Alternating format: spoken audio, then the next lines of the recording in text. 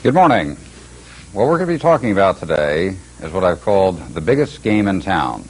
My name is Walter Burian. I live in Prescott, Arizona. I became aware of something approximately 10 years ago, which changed my life. I'll give you a little analogy of how I learned about the complete financial takeover of the wealth of this country by composite government. Back in 1989, I lived in New Jersey. There was a governor by the name of Jim Florio who was running for office under a no new tax platform. He won, and as soon as he got into office, a $2.8 billion tax increase was enacted, the largest in the state's history. It's obvious that the public was not too thrilled about Mr. Florio's actions, and one of the local radio stations, 101.5 FM, started doing some rabble-rousing, taking calls from listeners on examples of waste and misspending in government. In the first 2 days I was listening, and I heard people calling in with examples of 5,000, 15,000, 85,000 was the highest figure I heard. I pulled out the state of New Jersey's budget report, which is the only thing I was aware of at that time. They had $11 billion on budget, $6 billion off budget. The total annual service budget was $17 billion a year. I called into the show and I made the comment, come on guys, you're missing the whole point. The highest figure I heard was 85,000. The state's dealing with billions of dollars. I read off the figures. I said if there's fraud, waste, and misspending taking place, it's taking place on tunes of tens of millions, if not hundreds of millions of dollars. The DJ at that time challenged us, the listeners, to start a tax protest organization to repeal the $2.8 billion tax increase. 10 of us got together the next day. I incorporated a group called Hands Across New Jersey. We scheduled our first rally 10 days out from that point, and basically, with the help of 101.5, we had 115,000 people converge on Trenton from all the shore points in New Jersey, effectively shutting the city down. Now, during the course of organizing that rally, I took over looking at the budget, revenue, and finance of the state. And I have been approximately, for about 15 years, I was a commodity trading advisor. I was one of the first tenants of the World Trade Center back in 1979. And large figures did not bother me. $100 million and $1, there was no difference. So when I started looking at the figures on the New Jersey budget report, as I mentioned, there were $11 billion on budget, $6 billion off budget. It showed a net available of $25.6 billion. But then I asked myself the number one question that IRS asks in an audit: what are the cash gross receipts? I started noticing the large cash cow groups in state government, the New Jersey Turnpike, Garden State Parkway, Port Authority, New York, New Jersey. The revenue was not inclusive in the budget report. I didn't see any large returns from investment funds on the budget report. And I said, they have to have two sets of books here. They're not accounting for the whole picture. The director of the budget at that time was an individual by the name of Richard Keevy. He was on vacation till the following Tuesday of that week. I found out who his lower assistant was, called in, and the conversation went just like this. I said, hi, this is Walter Burian. I'm working on a report for Richard. I have to have it done by Tuesday when he gets back from vacation. I need all the figures on the autonomous agency accounts, interest accounts, investment accounts.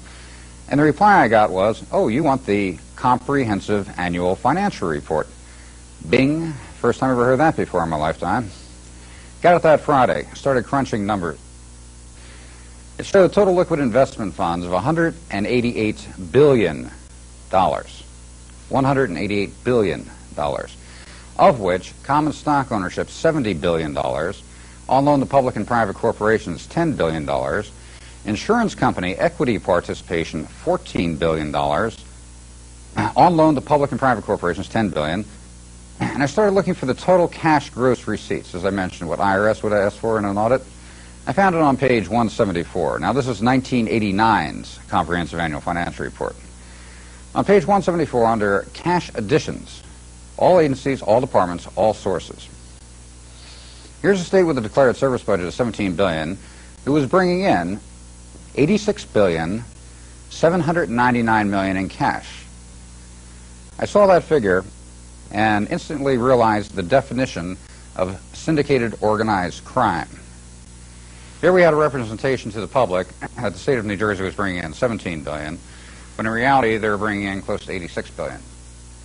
They had $188 billion in liquid investment funds. And I also learned the principle of operation that day.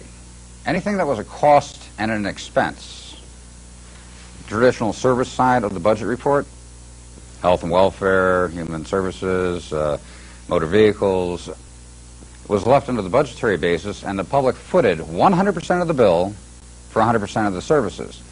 Now, anything that was a profit center had the ability of being a profit center, large investment fund that generated tens and hundreds of millions of dollars, totally restricted by statute for no tie or inclusion whatsoever with the budgetary basis.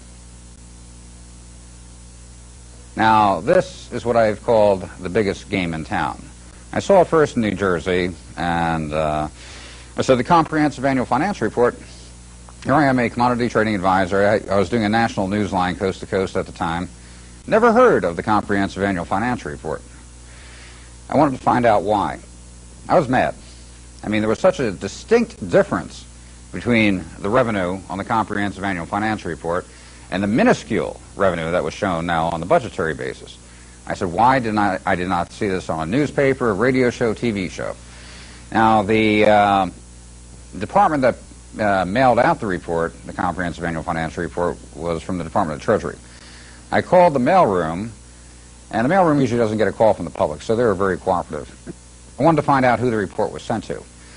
I thought it was a short list. They said, I'm sorry, sir, the list is too long. We can't read it to you on the phone. So I started qualifying. I found out it was sent to every editor of every paper on the East Coast. It was sent to the deans of all of the colleges. It was sent to the CEO and every one of the directors from ABC, CBS, NBC. When I verified that, I started smelling cooperative effort for non-disclosure. I then got the telephone number from ABC and NBC where the report was sent to. I called, and the conversation went just like this. Hi, this is Walter Burien calling from the Department of Treasury. We've been sending you our Comprehensive Annual Financial Report for the last 14 years, and we're doing a logistical survey on how many other states are sending you their reports. Could you please tell me? ABC was getting it from 36 states, NBC was getting it from 34 states. When I heard that, now I'm getting very mad. I'm starting to see a clear-cut cooperative effort for non-disclosure on the most important information that exists in this country, period. The extent of the financial takeover of composite government of this country, the wealth of this country, with the cooperation of the syndicated media for non-disclosure.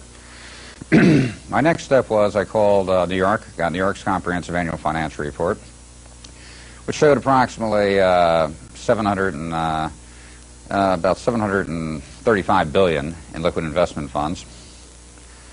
I then got the City of Manhattan's report. Now, when I mention the Comprehensive Annual Financial Report, it's not just the state. The majority of all cities, counties, school districts, pension funds, autonomous agencies, such as the New Jersey Turnpike or New York Thruway Authority, put out a Comprehensive Annual Financial Report. When I got Manhattan's report, it showed liquid investment funds of $1.2 trillion, more than the entire state. My mind started getting boggled as to, thinking of the composite totals for all the states, all of the cities, all of the counties. Subsequently, over the last 10 years, I've been factoring in and compiling the aspect of composite totals. The current figure stands at about $60 trillion plus in liquid investment funds. The composite totals for all cities, counties, states, and the federal government. Now, the viewers of this show would say, well, wait a second here. I thought we were in debt for the state, in debt for our school district, or in debt for the federal government. Well, let me explain something. I'm going to give you the biggest wake-up call in your life. This example holds true all across the country for every city, county, and state, and the federal government. You always hear the budgetary basis referenced, the budget report, the budget report. Now, I'll use this one example. Say, for example, you are making $100,000 a year, and your budget for operating your house is $20,000 a year. You could audit your budget 100 times over, account for every nickel, dime, and penny on your budget report. If you spent $19,000 this year, you'd have $1,000 surplus. If you spent $21,000 this year, you'd have a $1,000 deficit. Now, in reality, if you decided you wanted to spend $30,000 this year on your budget for operating your house, would you go knocking on your neighbor's door saying, "Hey, John, I had $20,000 allocated to operate my budget, but I spent $30. Can I borrow 10?" No, you'd pull from your $100,000 salary. Governments across this country, on the city, county, state level, and federal, have created a two-tier accounting structure. One, the annual operating budget, the cost side of operating government for the year, the monies they bring in for the year to handle that cost and what they expend. What's being left out is the decades of investment wealth, enterprise ventures, which generate hundreds of billions of dollars each year, which are not inclusive in the budgetary basis. Government has turned into a financial empire across the board. And the public basically allowed the foxes to write the laws on how many hens they could eat from the hen house. And of course, foxes being foxes, they've eaten all the hens. When you start looking at composite totals of revenue, basically, when you look at composite totals of revenue and compare it to the private sector, government currently now is substantially bigger than the private sector. We're standing at about 65% government, 35% the private sector. Now, when you look at stocks, now as I mentioned, New Jersey I saw had $70 billion in common stock ownership. That floored me. I never even thought about New Jersey as a state owning $70 billion in stocks. Composite total, city, county, state, and federal on stock ownership equates to approximately $32 trillion. That's over 53% of the entire open interest of all issued stocks from all exchanges is owned by composite government sources. You won't have one city or county or state owning a phenomenal base in one stock, but you'll have thousands of the different cities, counties, and states owning the composite totals. They own over 51%. So when you look at individual corporations, Xerox Corporation, IBM, AT&T, the primary owners are composite government funds, and it'll be listed as institutional funds. When you see the word institutional funds, that is government monies in most cases. So when you have a supposed public corporation, say 72% owned by composite government funds, I wouldn't call that a public corporation. I would say that's a government operation. Xerox is approximately 72% owned by composite government funds. AT&T is up around 42%, so on and so on. But the bottom line here is, when I learned this, this was a revelation that changed my life. Up until this point, when the comprehension finally dawned on me, prior to that I always thought that government was maybe 5% of the GNP of this country, and this was a free market economy, and I learned I was wrong. Basically what the public has done here, I did this, you did this, we all have done this, we left the vault door open. In fact, 95% of the public would say, vault? What vault? And those sharp little crackers said, "Thank you very much, have a good day." Now, the Comprehensive Annual Financial Report, and this is from Missouri. There's a total press blackout of the mentioning of the name of this report, the Comprehensive Annual Financial Report. This is Missouri's. That was 1997. This is Ohio's cover page for 1998. I have the state of Utah's 1998. I also have Washington's and Maryland's figures. Also, this is from the state of Arizona, the State of Arizona Retirement Fund Comprehensive Annual Financial Report for 1998, which I'll make some very interesting notations on. Now, the federal government. This is the federal government combined financial statement, the last page from the report. One notation, the federal government in 1981 mandated that all local governments prepare a comprehensive annual financial report, every city, every county, every state, or on the alternative, a combined financial statement if they did not prepare a comprehensive annual financial report. The background on the comprehensive annual financial report, a group by the name of GFOA, Government Financial Officers Association, in 1946 created the Comprehensive Annual Financial Reporting Accounting Structure. I think the City of Manhattan produced one of the first ones in 1951 as a large entity. So the Comprehensive Annual Financial Report has been around for quite a long time. There are 54,000 separate government corporations, cities, counties, school districts, authorities that produce their own separate report. That's 54,000. You start looking at the composite totals of the revenue from 54,000 reports, the cities, the counties, the states, and you see the $60 trillion inclusive with federal government's revenue. Now, about 5 months ago, I got a call from an individual by the name of Joe Long, who runs a group called the Federation of New Jersey Taxpayers. And he called me up on a Sunday morning and he goes, "Walter, we just got New Jersey's 1998 Comprehensive Annual Financial Report. They have $295 billion in liquid investment funds. Isn't that awful?" And I said, "Joe, you're just looking at the state report. There's 21 counties, a couple hundred cities and municipalities, autonomous agencies, all separate reports.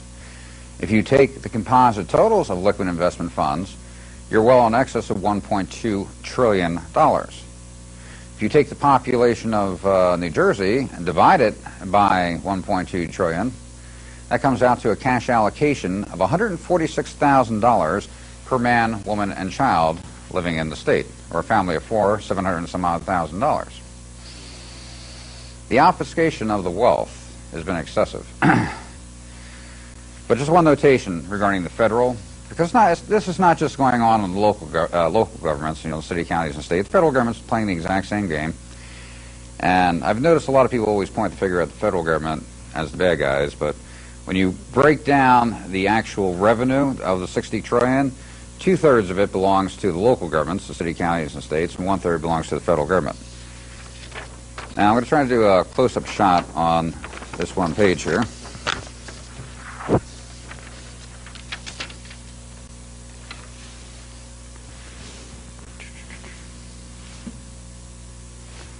Okay, here we have the, this is the last page from the federal combined financial statement. This is the appendix list of significant government entities included in the combined financial statement. Now, the majority of the items included, if we can scroll down the page here, can we get a close-up there? Now, the majority that are included are agencies which most people are familiar with. If we go to the back here, this is the final listing of agencies that are included. But the last column, down below, it says significant entities excluded from these statements. I think we're on that. Now, they give honorary mention. They give honorary mention to the Federal Reserve Board of Governors and the Federal Reserve, which I think we all know by now are basically private. But then it lists the Federal Retirement Thrift Investment Board, the Thrift Savings Plan, the Farm Credit System, the Federal Home Loan Banks, Financing Corporation, Freddie Mac, Fannie Mae, Sallie Mae, Resolution Funding Corporation. These groups are the cash cow investment groups of government. Now, also, I want to make special note to 3 items that are listed at the bottom. We have the Army and Air Force Exchange Service, the Navy Exchange Service Command, the Marine Corps Exchange. Folks, this is not the PX. We have funding operations for the exchange of foreign troops into the U.S. troops on the foreign soil, which they kept separate from the combined financial statement of the federal government, so it wouldn't be so easily seen. But if we take the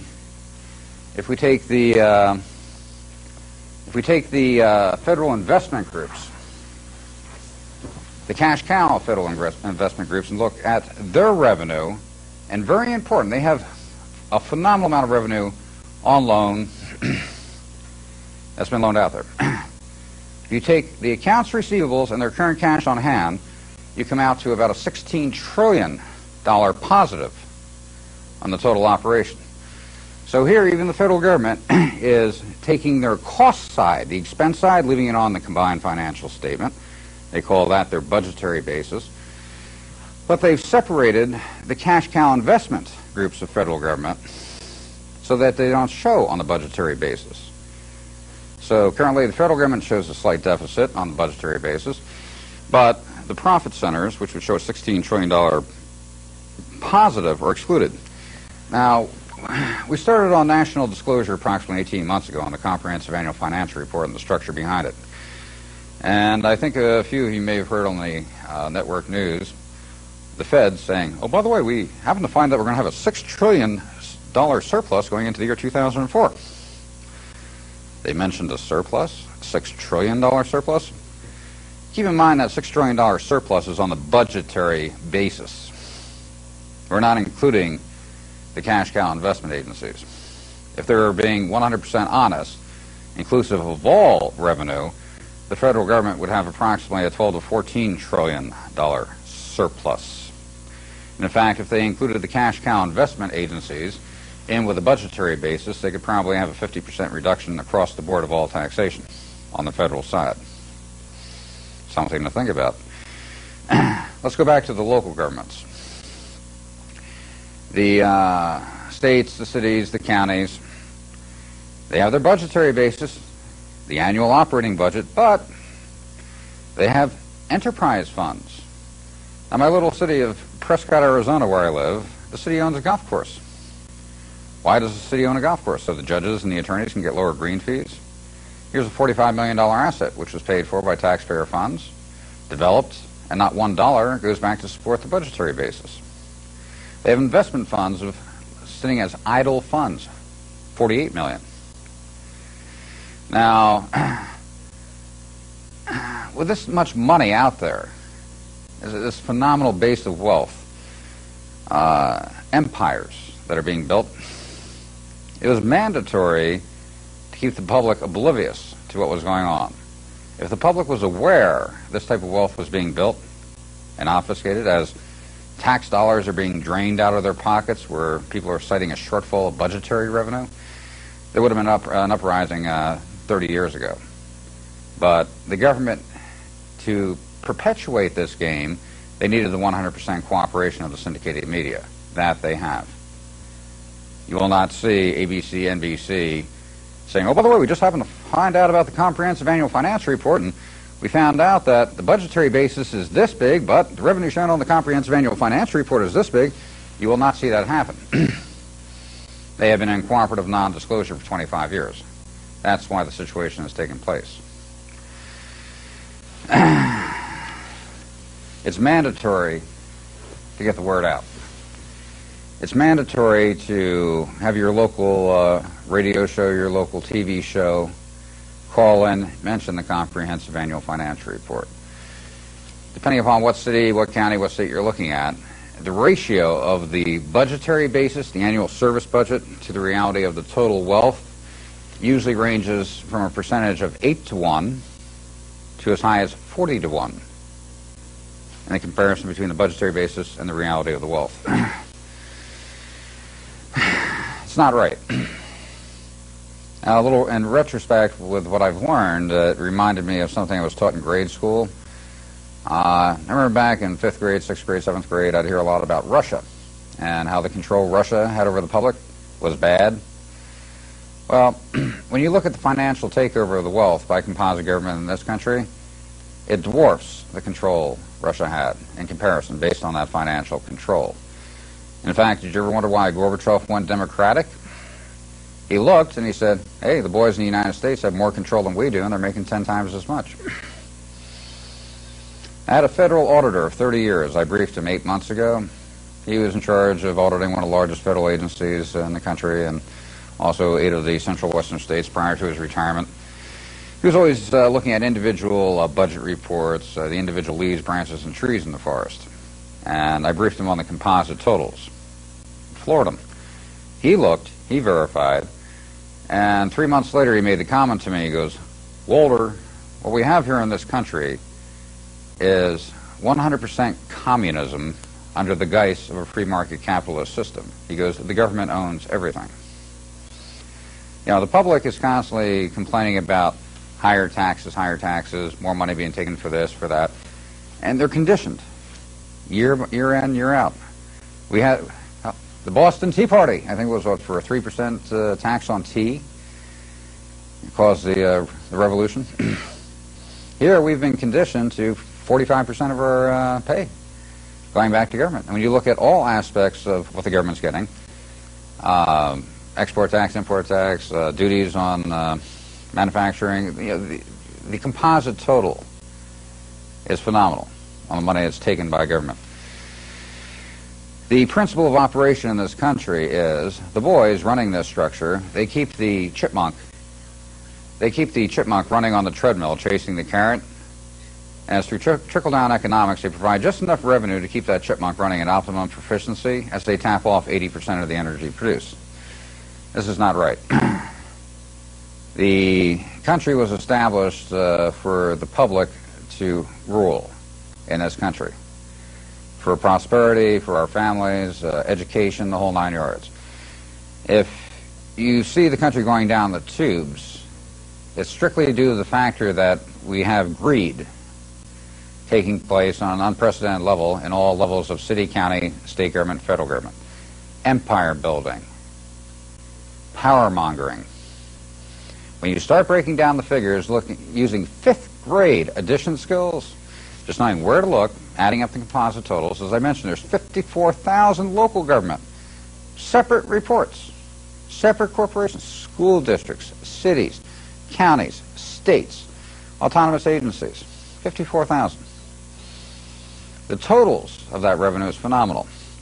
Now I have the summary from the state of Washington. I'll just use for an example. I'm not picking on Washington, but Washington State, on the statistical section, which is in the back of the comprehensive annual financial report, it shows a 10-year demographics of revenue taken in, population growth, the whole 9 yards. Retail sales, top employers. Washington State, in the course of a 10-year period of time, there was a 100% growth in government. During the same 10 period of time, the government took 115% more revenue. The revenue over doubled in 10 years from what they were taking from the public. You have a runaway freight train. As I mentioned, the public left the vault door open. Those sharp little crackers said, "Thank you very much." On the government pension funds, city, county, state, and federal, they're standing at about $28 trillion. $28 trillion. The private sector will never see $28 trillion in their lifetime. I go back to that word Russia and communism under the guise of a free market capitalist system. The figures are there. We're not talking about any gray area. There's no speculation here. This is outright their figures. This is a massive operation. It's a multi-trillion-dollar organized syndicate of composite government wealth. They needed to keep their own accounting of their own structure. The comprehensive annual financial report was their accounting. The comprehensive annual financial report showed the wealth. And the reason it was never mentioned to the public was it did show the wealth. Let's take a break for right now. We'll get back into this in a minute.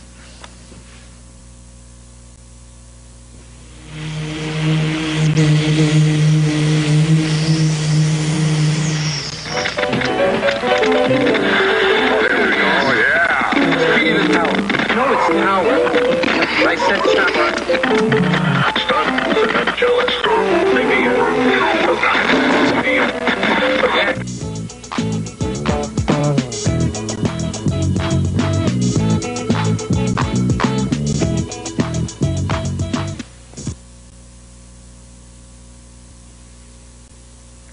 Welcome back. Previously I had mentioned the state of Washington and the growth of 115% on the revenue taken. Now, I've had people look at their comprehensive annual financial reports, and they'll say, well, the figures are all here. It's all here, and, you know, they account for everything. Here's the billions of dollars. And I said, you're seeing the billions of dollars you never saw before in your lifetime. You're now seeing them for the first time. You now realize the scope of the billions. I want to show you one other point. Now, I'm going back to the chart. This is from Washington's Comprehensive Annual Financial Report, 1998. It gives a 10-year demographics of the revenue taken in a 10-year period. I think you should be able to see these figures. This starts in 1989. This is in millions of dollars. The total taken by the state from the public was $9,514,000,000. Now, as we go through the years, 1990, 91, 92, over to 1998, the total revenue now taken was $18,008,000,000. So we went from $9 billion to $18 billion in a course of 10 years. That's 100% growth. This is ludicrous. The population growth in the state of Washington was approximately 8% during the same time period. And by the way, that is total revenue taken. The budgetary basis for the same period went from $6 billion. It went from $6 billion to approximately $10 billion, 900 million in the same period of time. That's the budgetary basis, but the total revenue taken is $18 billion.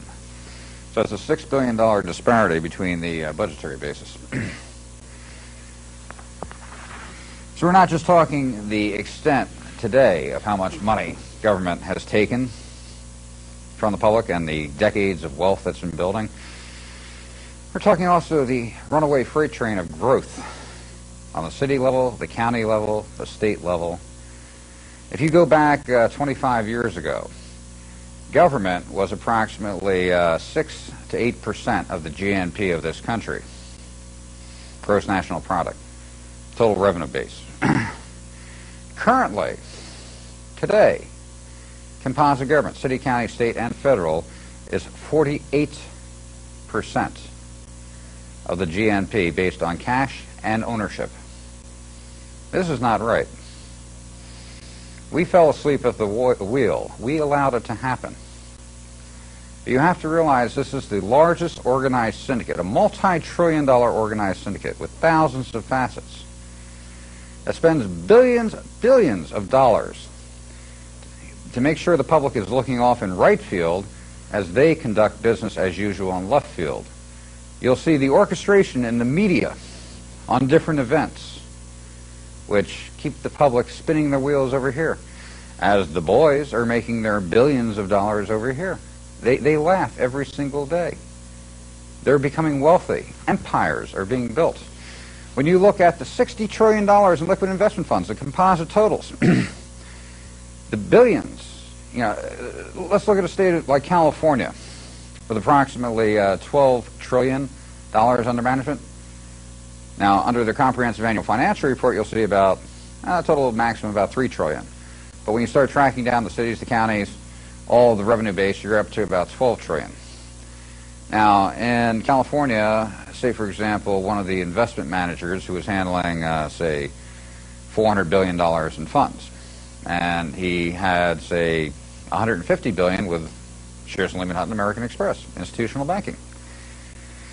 That's a very powerful position.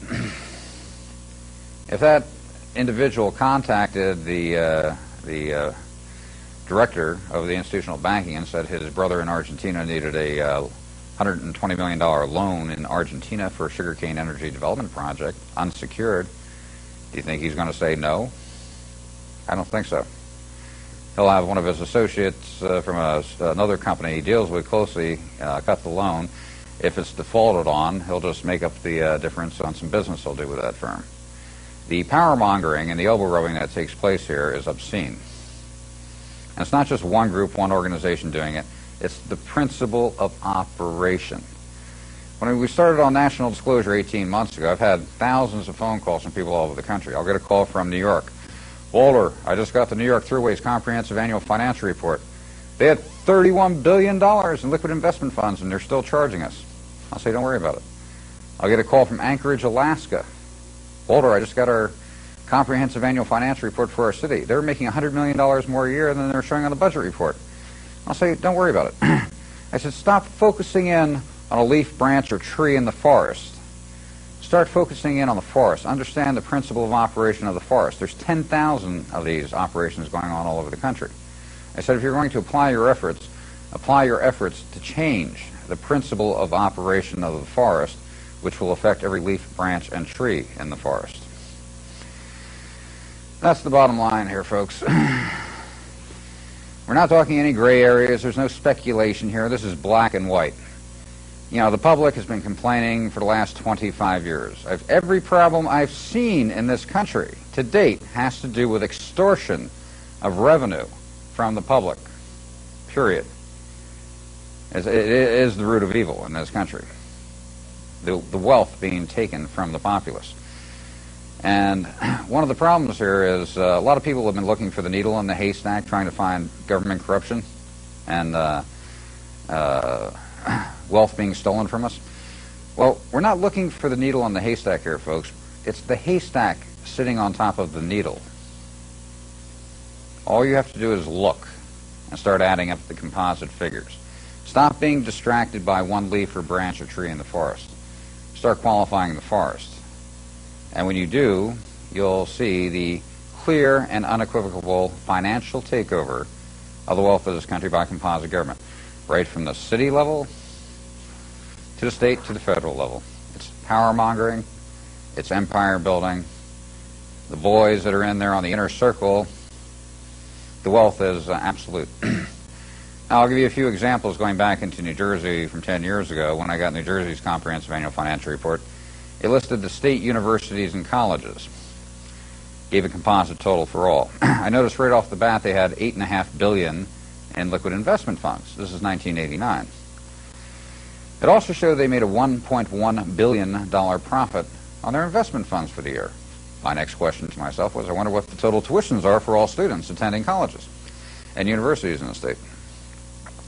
Total tuition base was $644 million. I said right off the bat, hey, they made a $1.1 billion profit. Total tuitions are $644 million. They could have sent all students to school for free for the year and paid them to go to school. In reality, what they did that year was, citing a shortfall of budgetary revenue, they had a 7% tuition increase. The game is absolute. And we're talking there is so much money behind the game, and you have the participation of the syndicated media in the game, the public really has not stood a chance. The only way the public stands a chance is through full and open disclosure of the wealth. Not being distracted, just sitting down, crunching numbers. Not looking at one leaf or branch or tree in the forest, start looking at the forest, adding up the totals, and it becomes evidently clear. Corrective action is needed, and it's needed immediately. With the scope of the financial takeover that is in existence today, they're consolidating that ownership. Within several years, you'll have composite government owning 85% of the wealth in this country. And at that point in time, the public may just become a liability. They don't need them anymore.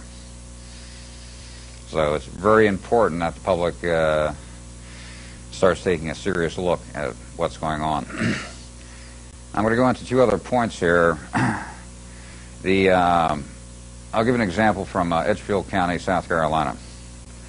I briefed a doctorate in economics, who also she wrote for a little paper in Edgefield County called the Edgefield County Advertiser. She got all of the comprehensive annual financial reports for the state, the county, the city, and ran into a few obstacles trying to get them. They don't like to give them out in some cases. But she noticed that their school district, Edgefield County School District, participated in the local government investment pool. So she requested from the state, it showed where to request the financial report from the local government investment pool, and it showed that Edgefield County School District had $36 million invested in the pool. Now, this is a school district which was rather poor and had several tax increases over the last couple of years, citing a shortfall of budgetary revenue. She approached the county school commissioners saying, what are you doing investing? You have $36 million sitting here in liquid investment funds? The school commissioner said, we don't invest in the market. We don't have any monies invested. You have to be mistaken. She then produced the financial report.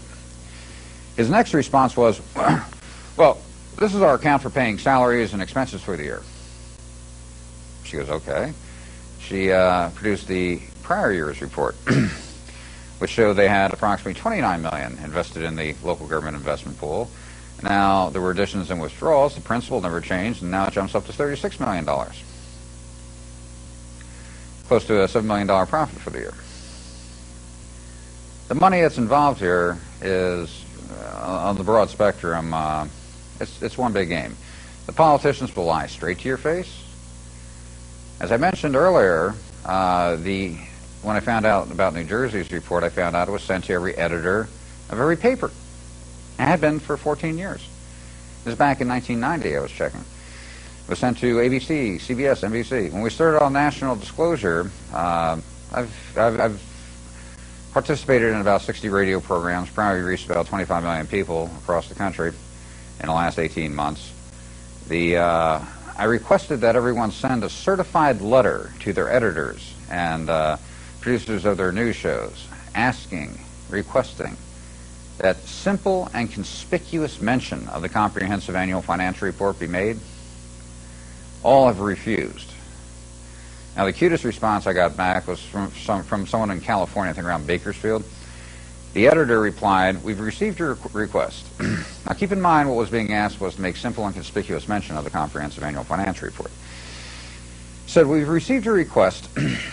We do not have the staff or the resources to report on a story of this magnitude, so your request is declined.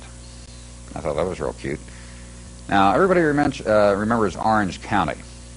Years ago, Orange County, on their management funds, they got burnt playing with derivatives, such as options, calls, puts, futures.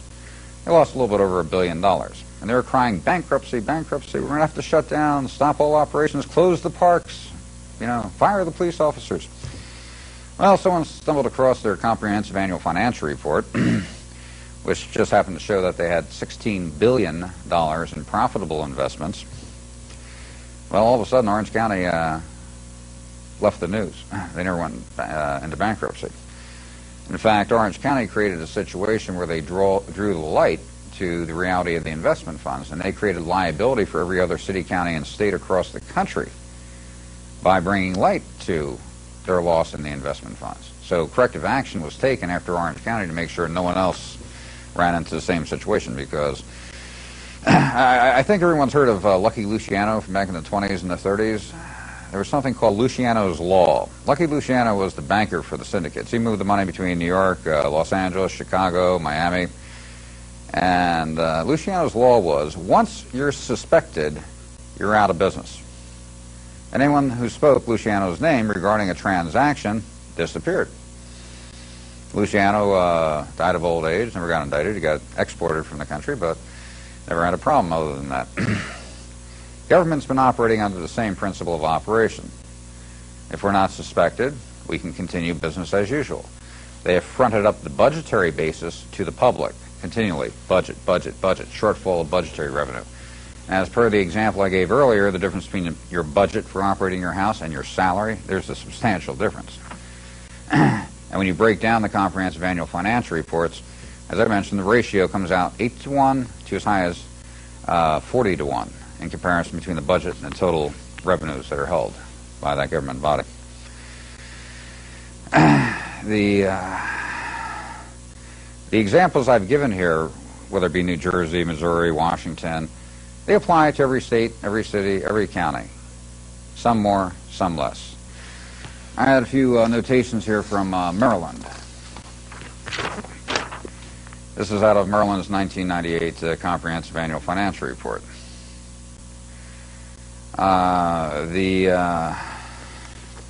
Let's see here. The pension fund assets were about $31 billion. Total contributions were $814 million. Total investments return was $3.7 billion. That increased $3.5 billion.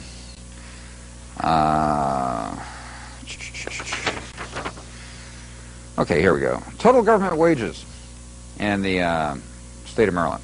And by the way, on the comprehensive annual financial reports, they started making a change. They used to list the top employers in the state, and it always was the state, the cities, the counties. Usually government was in the 7 of the top 8 employers. They've now changed their statistical section to the top private employers. But if you pull one of the old comprehensive annual financial reports, which, by the way, have been sent to your local library, you'll find back issues going back 15, 20 years.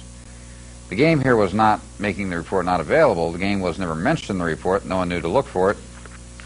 So the game continued. But total wages for the year paid in Maryland to government employees was $15,349,000,000. Total private sector wages were $55 billion. Okay? Total manufacturing was about $6 billion in Maryland. What this is saying is, for every 4 people in the private sector working in Maryland, they're paying the salary of 1 government employee. It's not right. The growth is ridiculous. It's runaway growth.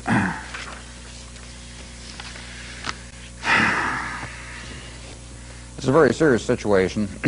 Something needs to be done about it. Disclosure is the key factor. If you go to your editor, in fact, actually, for your state, confirm that the editor of your paper has been receiving the report for 10, 15 years. And when you go to him and ask him if he's heard about it, if he says to you, never heard of that report, I guess I'll have to look into it, you'll know he's lying straight to your face after you've confirmed in advance that he's been receiving it. Require these characters to make simple and conspicuous mention. Require these characters to give the difference between the budgetary basis and the total investment wealth and what's held by governments. Require it. This is no game, folks. We've had our heritage stolen from us right under our noses. As I mentioned, if you go back 25 years ago, government was about 8% of the GNP. Currently, we're standing 48%. That's a conservative figure. That's a phenomenal amount of wealth. We have the largest orchestrated syndicate on the face of the planet, which is composite government wealth. Little notation. This is supposed to be a country of laws, correct? Law is supposed to protect the people of this country, correct? Well, when I got New Jersey's report, it had the pension funds listed. I didn't understand pensions or the actuarial basis used. One of our volunteers for Hands Across New Jersey, he wrote the pension funds for Blue Cross Blue Shield nationally. I gave him the book and I asked him to break down the pension funds and compare them to a Fortune 500 company. He told me it would take him about 2 weeks. 2 weeks later, I checked back and I said, well, what do you got? He goes, well, on a scale from 1 to 10, with a Johnson & Johnson being a 5, he said all of New Jersey's pensions came in at a 7, excluding the judicial branch. He said the judicial branch was the Millionaire Boys Retirement Club. Every state judge in New Jersey was guaranteed $5 million after serving 1 year tenure. In other words, they didn't have to work 5 years, 10 years, 15 years, 20 years to get their pension. All they had to do is their tenure, 1 year. They got their full benefit package, which was excessive. Now, let's go to federal. District court judges. How many of you out there think that district court judges have a pension or a retirement fund? I guess you would assume they have a pension or retirement fund. Well, they don't. District court judges are appointed for life. They get their full paycheck for life and benefits for life. And in fact, 2 years ago, they just took the action that when they die, they can assign their full paycheck and benefits for the life of their surviving spouse or dependent relative. Now, that's a sweet deal. The game is absolute. You know, we don't have the Joe Sixpack crowd here watching TV, betting on the football game. Hey, $5 on Dallas. We have the sharpest crowd, sharpest crackers on the face of the planet that are running one of the most sophisticated structures on the face of the planet, composite U.S. government, that is drawing in trillions and trillions and trillions of dollars and has turned into a parasitic situation. The blood that's being drawn off the host, if you look at the public as being the host for the parasite is now substantially bigger than the host. That's a serious problem, folks. Anyone have any raid? I think we're going to need it. But the bottom line is disclosure. You know, the public has this phenomenal growth on its back, and the majority of the public keep saying to themselves, is there something wrong here? Why are things not right? Why are things going to hell in a handbag? The problem is these guys are getting paid hundreds of thousands of dollars each, millions in some cases. They have a phenomenal backing to do it, to perpetuate the game. The public is struggling to get by. The runaway growth is rampant. Whatever city you look at, whatever county, whatever state. Like I said, the average has been 100% growth each 10-year period. You know, we're closer to where Russia wanted to be than Russia ever got. And we have to make the decision right now in our lives, a commitment to ourselves. This is not right. We have to take corrective action. We have to change this immediately.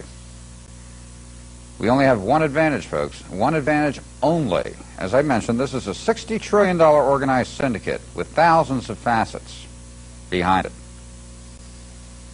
The judiciary is controlled. The finances are controlled. The wealth is controlled. We have one advantage. And the only advantage we have is we outnumber the boys running the structure about 400 to 1. This happens to be our country. What is developed is wrong. We fell asleep at the wheel. We have to correct it. In part 2 of this program, we'll be discussing what I call a CITA, Citizens Investment Trust Account, which can be implemented by initiative across this country. What the CITA is it's an organization started by the taxpayer. They will have approximately 2 to 3 CFAs, Certified Financial Auditors, which will examine the books, city, county, state, as would be applicable to those residents in that city, county, and state, to identify surplus funds, venture projects, which no way government should be involved in, it should be that the private sector should be handling, which the CITA would recommend for sale. The CITA, upon identifying and recommending for reappropriation of the surplus revenue and also sale of different venture projects like golf courses and different other items which cities and counties now own, the revenue that builds up in the CITA has one exclusive principle of operation. That exclusive principle of operation, it's set up as basically an annuity pension fund for the resident taxpayer. From the interest and dividend yield that's accomplished, it is to satisfy the budgetary requirements of that city, county, or state. I'll use an example of my little hometown in Prescott, Arizona. I had a couple of federal auditors go over the books. They identified $200 million on a cursory review, first glance. The city's operating budget is $17 million a year. If you include the school districts, it comes out to $34 million a year. The current rate of return, 17% on the investment funds. At $200 million, that's $30 million at 15%. There goes the budgetary basis. In fact, the $34 million that they're collecting, 30 of that becomes surplus revenue for redeposits back into the CITA. They can eliminate the majority of all taxation and still have a surplus, which is returned to the resident property owners as an annuity dividend check because it's set up for their benefit. Now, folks, what we're talking about here is not cutting back on a tax increase. What we're talking about is changing the principle of operation of government, where from the existing liquid investment funds that have built up over the decades, the wealth projects that government's operating right now, combining the operation as a whole, where the revenue that is, the surplus revenue, the revenue that can be reappropriated into the CITA, that fund, the CITA fund, just from the interest and dividend return on that fund, can satisfy the budgetary requirements, thus eliminating all taxation for that city, that county, that state. Also, it can recommend downsizing of government to get it back into an appropriate proportion to private sector versus government. We have a chance here to change this country immediately through effective action and disclosure. We're up against a very powerful structure. The arrogance factor behind that structure is absolute. The top individuals running this structure on the investment side, the brokerage side, the banking side, they have egos the size of the World Trade Center. They have accomplished their objective. They have the control. But the public does own this country. Through effective action and unified force between the public, we can correct this in a very short period of time. The structure is built up over 65 years, and it can be reversed in 3 to 4 years. And if the public unifies across the country, it can be done on an effective level where we can eliminate taxation in this country for all time to come and create a situation where a dividend return comes back to the public. We'll continue on program 2 of this series on specifics on the CITA. I thank you for your time.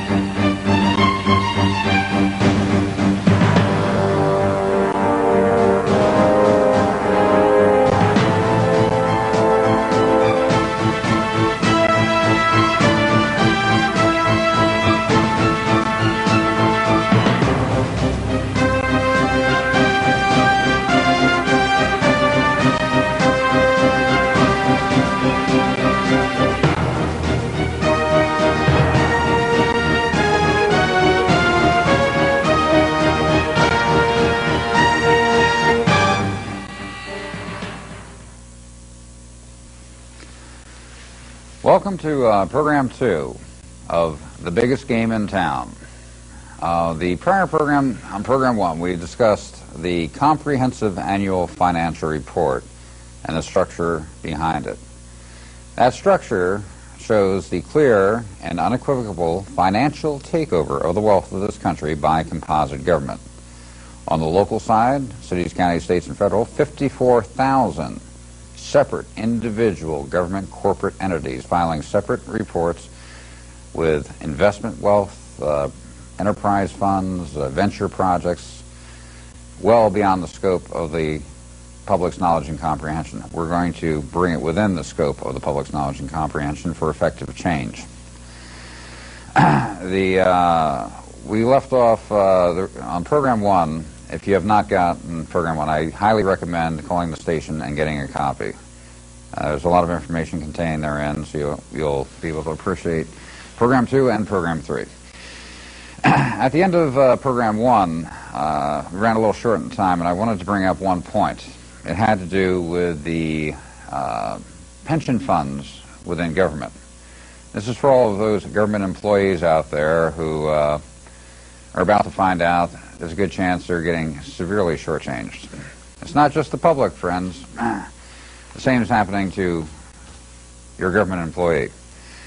Now, in my hand, I'm from Arizona, Prescott, Arizona. This is a copy of the State Retirement Comprehensive Annual Financial Report for the state of Arizona, 1998. The state of Arizona, under the State Retirement Fund, has 175,000 participants, retired and active. Using the highest actuarial basis possible to determine 100% funding for all participants required approximately, current standard, about $14.5 billion. Now, I have a page from the report. It's page 42. I'm going to put it up on, I think you should be able to see this.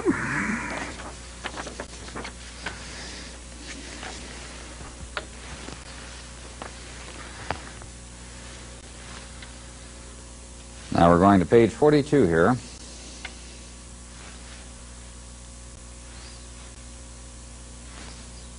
On camera 3. Now,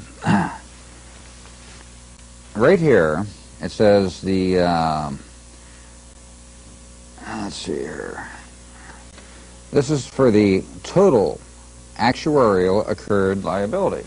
And what total actuarial accrued liability means is what is required, the money required for 100% funding of all participants in the fund. That figure is $13,638,000,000. With $13,638,000,000, this funds 100% of all 175,000 participants in the fund. Now, I have a separate page from this report. This is page 15 from the Arizona State Retirement Comprehensive Annual Financial Report.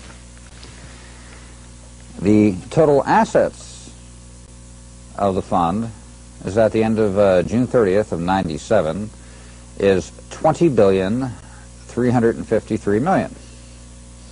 Now, as I mentioned, the total actuarial accrued liability was about $13.5 billion, and they're sitting with $20,353,000,000. Now, the current report, the current figures I've called to verify the standing of the fund. The current actuarial accrued liability is approximately $14.5 billion now. The fund's balance, after doing a 16.65% rate of return for the year, is standing up close to $28 billion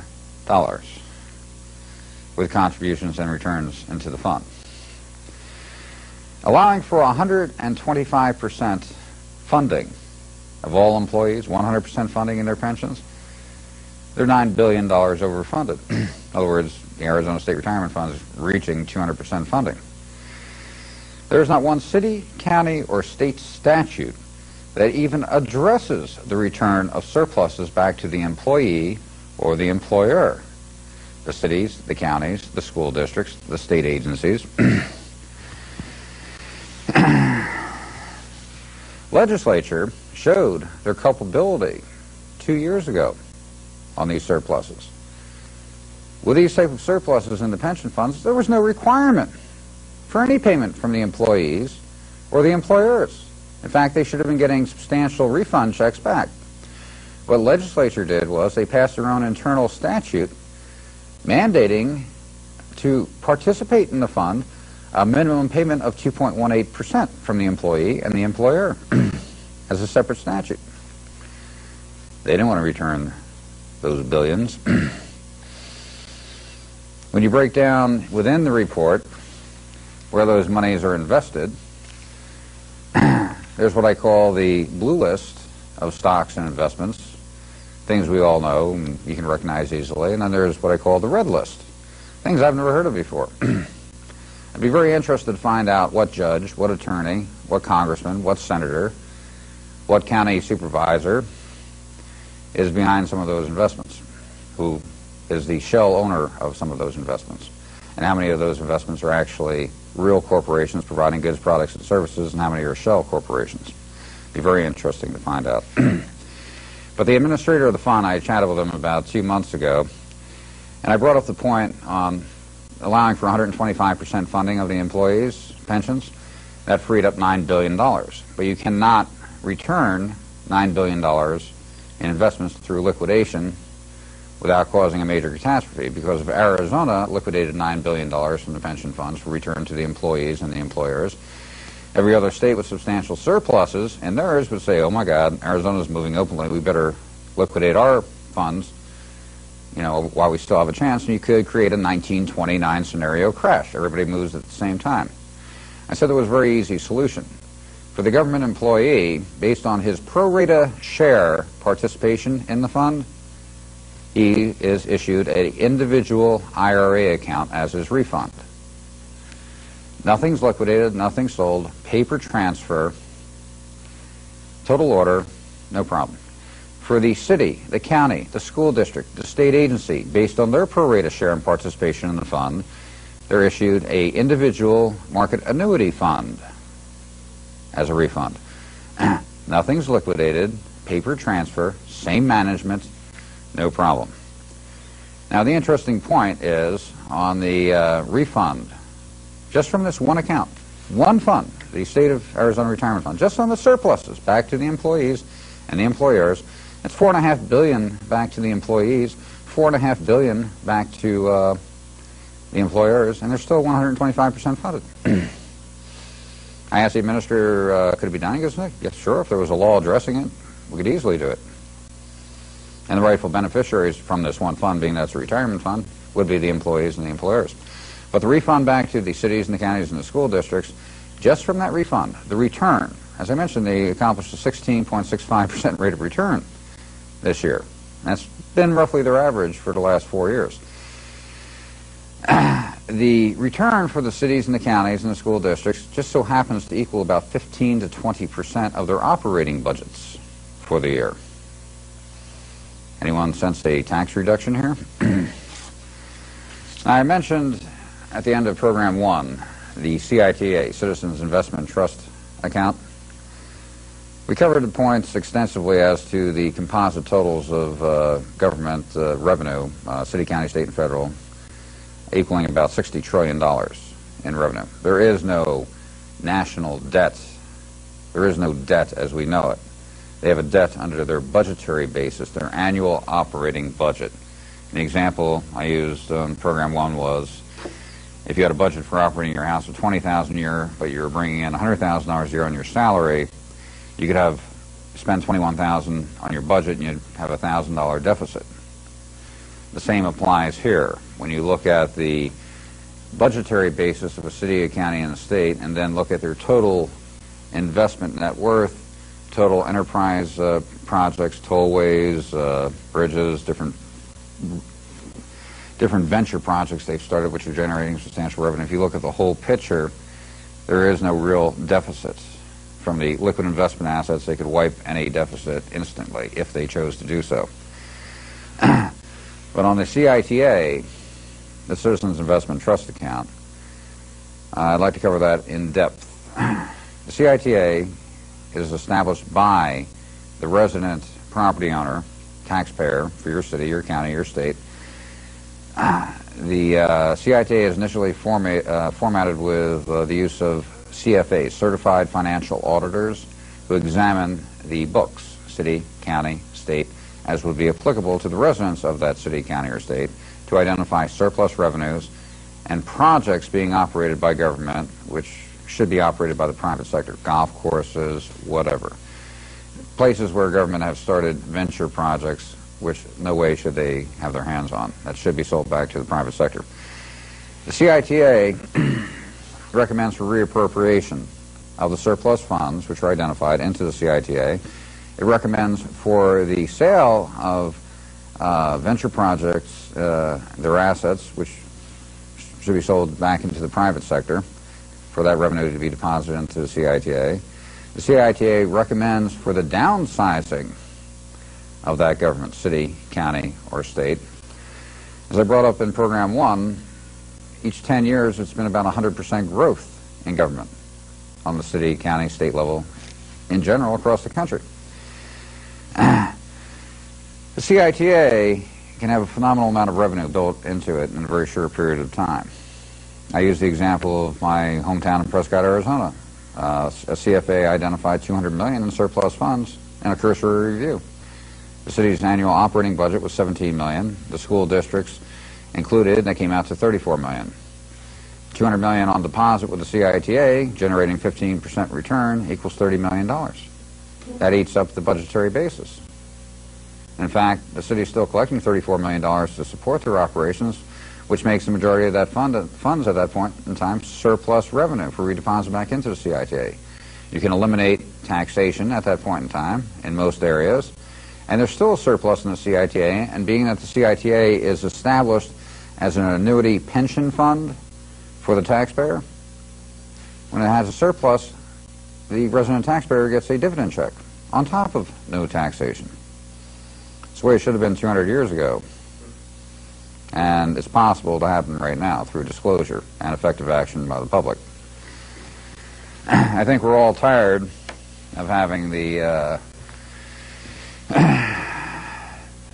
people building their empires from within their city, their county, the state, or the federal government imposing their will for more money, more revenue from us.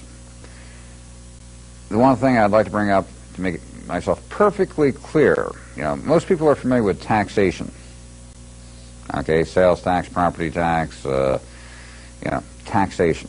When you break down government structure and you look at where the revenue is coming from, all right, especially the money on the investment returns of the decades of wealth that have been building up in different areas, which the public in most cases is totally oblivious to, but they can see if they look.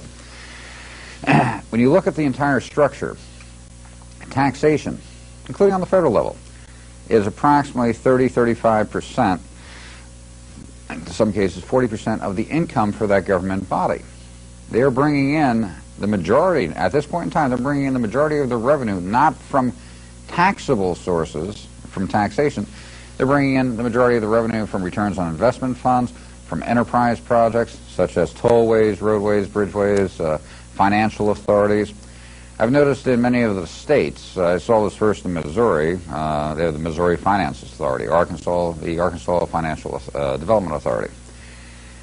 We have at this point in time states creating these financial authorities where the cities, the counties, other state agencies can invest with these financial authorities, their surplus revenue, their investment funds. And these financial authorities, when they have the bond issuance for the school district, the new roadway, the county jail, and they have a bond issuance, most of the public would think that the bond issuance is being funded by the public. Wrong. The state's using their own investment funds, your monies, to fund their own bond issuances, locking the public under irrevocable trust for repayment of those bonds. Thus, the state is securing their own return on their own investment funds, your money, through putting you in debt. It's a big wake-up call. The game is going on unabridged. I mean, the whole point here, they operate with immunity due to the factor that the public is not looking.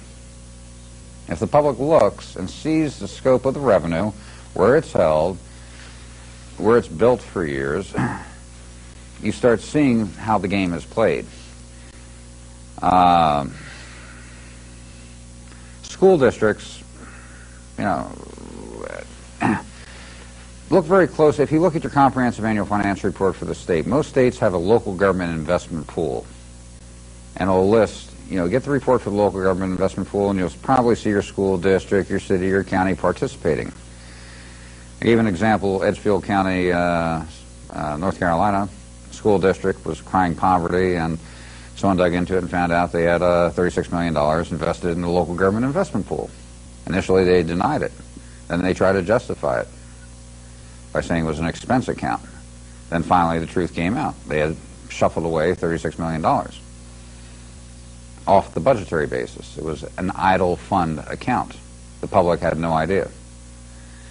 And North Carolina also showed a total participation of about $1.1 billion from other government entities within the state. But back to the pension funds, just on this one account, $9 billion being freed up, $4.5 billion back to the government employee. In fact, on the individual IRA accounts returned to the individual government employee, it's substantially larger than their guaranteed pension fund. In other words, from the surpluses that exist right there in that one account, they would get a refund back substantially larger than their entire benefit package. That should catch the ear of every government employee out there. Now, I'm using Arizona as an example. I've looked at some states and they're just, 100% funding on their pensions. Some are at 140, some are at 160, but you have to look. As I mentioned, in Arizona, there's not one city, county, or state statute that even addresses the return of these surpluses back to the employer or the employee. You have to make it happen. On the CITA account, we have the ability here, folks, to change the course of this country to make the public the beneficiary of the wealth. It's been a runaway freight train. We all complain. We all, have our heartache stories about too much money being taken from us, from the city, from the county, from the state, from federal government. We have been conditioned, psychologically conditioned, to accepting it. We have been given the term, the budget report, the budget, shortfall budget. We need to have money for this, money for that. There's no difference here. I'll use this one example. If everyone watching the show, say for example we had a 12 and a 13-year-old boy, and we gave them carte blanche to write their own allowance check each week, and we made $1,200 a week.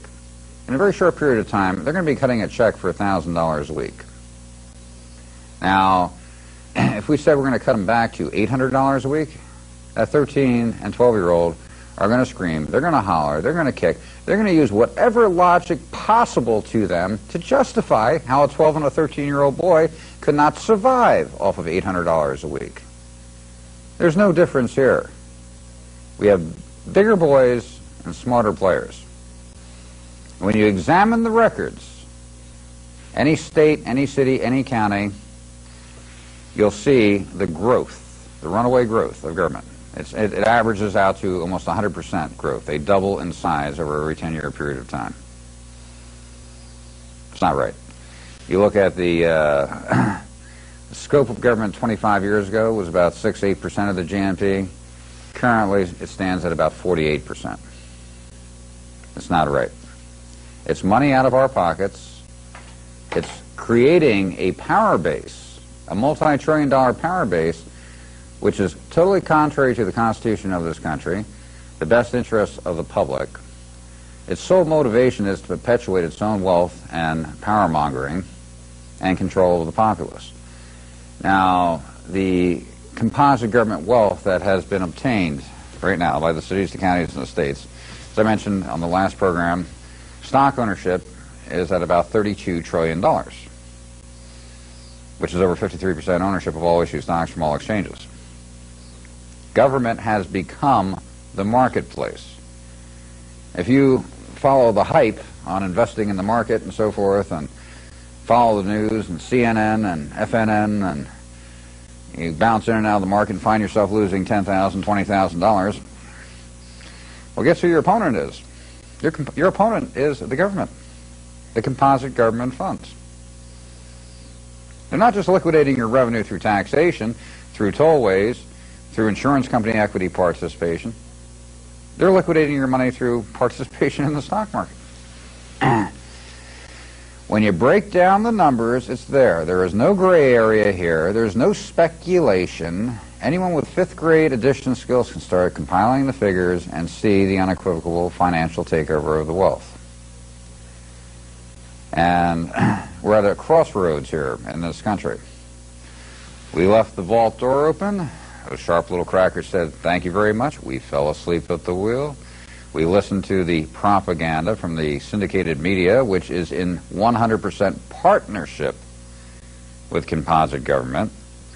If you break down the revenue that's brought in from ABC, CBS, NBC, from composite government sources, city, county, state, federal, from the so-called public corporations, which the government owns over 51% open interest of those corporations, and they can exercise their proxy votes for direction to media campaigns.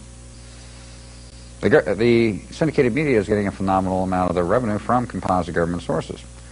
Now, back in New Jersey, when I found out about this, and I saw the cooperative efforts, it was 10 years ago, I saw the cooperative effort from the syndicated media for non-disclosure on mentioning the comprehensive annual financial report, or mentioning the difference between the budgetary basis and the cash gross receipts and the investments. They would never mention that. Jim Florio, who was elected governor, when he was elected, he appointed 14 editors and reporters with directorships inside state government. The individual they pitted against myself at that time was an individual by the name of Harvey Fisher, who prior to the Florio campaign was one of the top Bergen record reporters. Now, Harvey was appointed as the assistant treasurer of the state of New Jersey. And by the way, Harvey had no formal financial training whatsoever, and he's now the assistant treasurer. Well, this kind of cued me. I started looking how Harvey was making $35,000 a year as a reporter. As assistant treasurer, he was making $65,000 a year. I said, well, that's not too big of a difference. I said, I wonder what his expense account is. He had a $125,000 carte blanche expense account of discretionary funds, tax-free. I said, that makes a big difference. My father used to work for the Department of Treasury, Director of Personnel, for 4 years. That's in charge of all agencies and departments within state government. I knew within personnel they had a data search department run by 4 individuals, which tied all agencies and departments together under personnel. All resumes are key inputted into the data bank for keyword searches. I called up one of the 4 individuals. He was cooperative. I asked him to do a keyword search on all directorships and key-level supervisory positions on how many were ex-editors and reporters in their past. He told me I'd have the report by 2 o'clock the following day. I called back. I said, what do you got? He came up with a data bank of about 3,400 names as far as total supervisor and directorship positions. Out of that, I think it was 1,783 were ex-editors and reporters. The fix is in deep. There's a lot of money here. As I mentioned, I come from Prescott, Arizona, and I moved out there about 10 years ago. I found out about the Comprehensive Annual Financial Report 10 years ago. Backed off from public disclosure for about 7 years.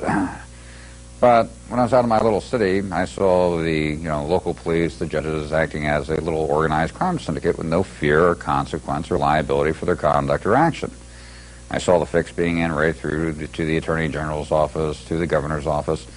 And I said to myself, what allows these local little guys to act like an organized crime syndicate with no fear or consequence or liability for their conduct? I said the Comprehensive Annual Financial Report.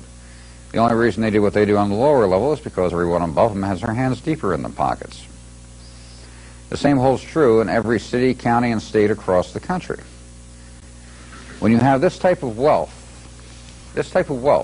held in the hands of the management, the pension funds, the enterprise groups, the corruption is absolute. Did you ever wonder why that politician spends, $400,000 to get into a $65,000 a year job? The payola from cutting one deal, a construction project, an investment, is worth 50 times his salary. The power structure is there. It needs to be corrected. The CITA, Citizens Investment Trust Account, is a viable vehicle for the public to get involved, to grab the bull by the horns and flip it on its back. Because through disclosure and looking at the figures, looking at the revenue, what they don't want you to see, you identify the money, the revenue, the investments. You identify the power structure. You do not want to allow yourself to be distracted. Focus on the principle of operation. Focus on business as usual, not what they're telling you to look at, but looking at the whole picture. Look at the Comprehensive Annual Financial Reports. Look at the notes within the report to go to other reports which show substantial amounts of revenues. If you want to get your state report, there is a website. It's www.financenet, one word, financenet.gov/state, S-T-A-T-E, /CAFR.HTM. If you go to that site, you'll get a listing alphabetically of all comprehensive annual financial reports available for downloading off the internet, city, county, and state. There's probably only about, let's say about 40% of the states up there in just a few cities and counties. But it's a good starting point. The key word here is, folks, we don't own the country anymore because we allowed it to be taken by a runaway corporate empire known as composite government. Government has turned into an empire. We are insignificant in comparison based on the wealth that has been obfuscated from us. We own this country, and it's time to take effective corrective action. What's needed is for everyone across this country, state by state, city by city, county by county, to network together on this one issue. Now, the government spends like I said, this is a $60 trillion organized syndicate. There's a lot at stake for them. They've amassed their empire. They spend billions of dollars throwing out 40,000 red herrings to make the public look in this direction as they continue business as usual over here, unabated. It's time to have your focus, learn basic addition skills, have your focus over here, see the obfuscation of the wealth, see the totals, realize that there's no deficit, realize that there's no need for any taxation. When you look in the city county level and you look at the total operation, all of the revenue, the whole picture, there's no need for property taxation, there's no need for the majority of taxation. And for it to be collected from you through misrepresentation, I consider to be indictable under the RICO Act for these government bodies conducting themselves as an organized crime syndicate, extorting money from the populace through whatever means they can possibly do it, justifying it through any means, just as that 12 or 13-year-old kid would do, because they are becoming drunk on the power and the wealth that they have so easily taken from us because we fell asleep at the wheel. It's time to get the gumption, the energy. This is a lot of money. If it's reversed now, it can be done in 2 to 3 years across the country. It checks the game cold on its tracks, and the ownership of this country will go back into the hands of the populace. To do otherwise is criminal. It is. Our heritage requires mandates that we unify immediately to put this forward. Let's take a break here and we'll be back in a little bit.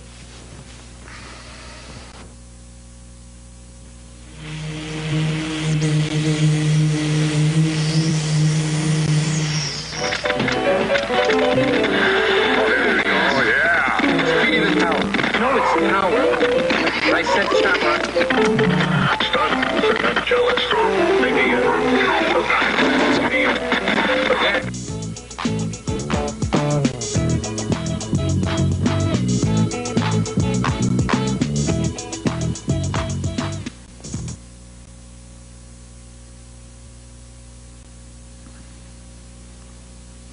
Welcome back.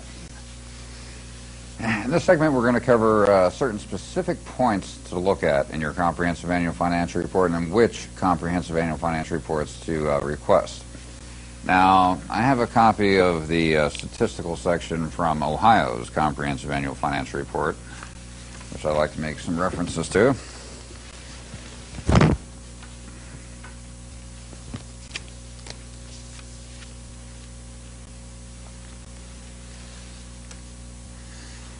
On the statistical background here, this is from 1989 to 1998. It shows the total revenues collected by strictly state government year to year. Now, if we go back to 1989, the total revenue take was approximately,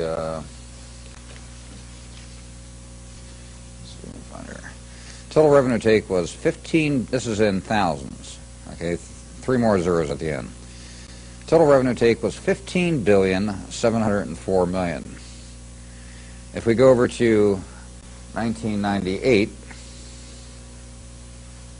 now, in 1998, they were taking $27,215 million. So it gives you an idea of the substantial growth of the revenue being taken out of your pocket. Now, when you get your comprehensive annual financial report, they have a statistical section in the back, which is something that's very important to look at. Now, I noticed in Ohio, it has federal government monies coming in. This was pretty high for a state. They were bringing in $8,353 million from federal government sources. So that's pretty high for the state. There's a lot of money involved here.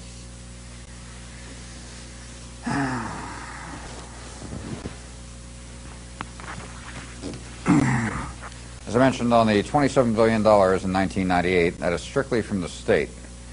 If you add up the other revenue sources, city, county, municipality, authorities, substantially higher figure. They list in the report also approximately $188 billion as their liquid investment worth. It's a lot of money. But on the comprehensive annual financial reports, as I mentioned, I just referenced the state of Arizona. You want to get your school district's comprehensive annual financial report. You want to get your city's comprehensive annual financial report, the county and the states, and any financial authorities that are operated by the state, and any special enterprise. If there's a large tollway, a large bridge authority, say for example New York Port Authority of New York, New Jersey, get their comprehensive annual financial report. If they say they do not have a comprehensive annual financial report, then ask them for their combined financial statement. Now, the key factor here is both the comprehensive annual financial report and the combined financial statement both end June 30th of the year. So whatever year you're looking at, it should say ending June 30th of the year. Either CAFR for comprehensive annual financial report or a combined financial statement. Now, I mentioned earlier a website to get downloads. That's financenet.gov, www.financenet.gov/state, STATE, /CAFR.HTM. Go to that site and you'll be able to download some of your comprehensive annual financial reports. You will also, if you, instead of putting CAFR.HTM, if you put reports, or states /reports.htm, you'll also get other financial reports available. Now, the game here that's been played regarding the obfuscation of the wealth boils down to non-disclosure. The reports are available for viewing. The game was not making the reports not available. The game was don't discuss, don't talk, don't mention. You don't know, you can't take effective action. So request the report. Also, the news media requests that they make simple and conspicuous mention. There is no reason whatsoever for them not to, except confirming their criminal culpability and non-disclosure. Any politician running for office, the governor, the congressman, the senator, the dog catcher, I don't care. Any person running for public office, the sheriff, if he refuses to make simple and conspicuous mention of the comprehensive annual financial report from the podium, the platform, or in public forum, throw his materials in the garbage can and immediately look to another candidate. If that person running for office refuses to make simple and conspicuous mention of the comprehensive annual financial report, they are confirming their cooperation with the non-disclosure. They do not have your interests at heart. They only have their own. They want to become part of the inner circle and perpetuate the game. They're not for your interests or your families or your children's. Very important. But when you look at your comprehensive annual financial report, try to see the total gross investment figures that are on the combined financial statements. Start from there. Look through the notes of the report. I noticed in Missouri, I saw in the notes bond dividend yield, 47 million, bond dividend yield, 118 million. And I said, why is the state declaring bond dividend yields? That came back to the Missouri Financial Authority. They're investing the state's own monies, and they had to disclose the return that was coming back in from their investments. Back to New Jersey. 10 years ago when I saw New Jersey's report, I noticed it said $14 billion in insurance company equity participation. And I said to myself, what is insurance company equity participation? Started looking. Found out the federal government, back about 25 years ago, close to it, mandated that the insurance companies had to create a major catastrophe fund in the event of natural disaster. Large hurricane hit the East Coast, wiped out a couple 100,000 homes, a million or two automobiles, big earthquake hits California, same scenario. They wanted to make sure that they were covered. Well, this equated to trillions of dollars, which the insurance companies did not have at the time. The federal government gave them 10 years to implement the program. At the end of the 10 years, 94% of the revenue requirement was satisfied by state and federal investment funds. And when I looked at the records, it was mostly at 2.4, 2.6% interest, well below prime. They invested their monies. Now, what this means to the public in real term, let's use automobile insurance. Auto comes under the Major Catastrophe Fund. As I mentioned, large hurricane hit the East Coast, wipes out hundreds of thousands of automobiles, big earthquake in California, same scenario. Now, I'll use Arizona as an example. In Arizona, the minimum coverage is $30,000. And based on the Major Catastrophe Fund rules, 1/3 of the value of the policy, the face value, has to be up on deposit. So 1/3 of $30,000 is $10,000. That money being provided by state and federal investment funds, say at 5% interest for easy accounting, that equates to a $500 a year return. Now, my auto insurance premium is $658 a year. Under this example, the insurance company is only getting $158. The government is getting $500 on the return. Did you ever wonder why they make it mandatory insurance state by state and enforce it by armed force? Every state with mandatory insurance is opening up a phenomenal investment pool for the state and federal investment funds. Now, I took this a step further. I called the Division of Motor Vehicles in Phoenix to find out the total number of registered vehicles, both commercial and non-commercial, in the state. To be registered required insurance, mandatory insurance state. I then called the insurance company databanks to find out the total liability claims paid by all insurance companies operating in the state of Arizona. I then took that figure, added on a 35% markup to allow for a profit margin and operating costs. For a paper company, that's pretty good. I then took the total number of registered vehicles, divided it by that number. The average annual insurance premium using those figures came out to being $126 per year. Got the picture? Government has been getting into every aspect of taking money. The public's familiar with taxation. Taxation is actually turning into a very small portion of government's take. Investment funds is their primary vehicle for revenue generation at this point in time. Taxation's secondary. You have to start tracking down these investment funds. The next time you hear, well, we're going to have to shut the school down, it's got holes in its roof, we need to raise taxes for $1 million, or the police are underfunded, we're going to have to let half of them go. Pop up with, oh, by the way, they said they had to shut down the school. Well, I see they have $42 million here in the local government investment pool. Why are you not using this? Now, Jesse Ventura, when he was mayor of, I think it was Menlo Park, his city wanted to have a tax increase of $260,000, small increase, for the school districts. They said they were at a short fund of money. He looked and saw a $48 million investment fund sitting there listed as idle funds, and he goes, here, take it from here.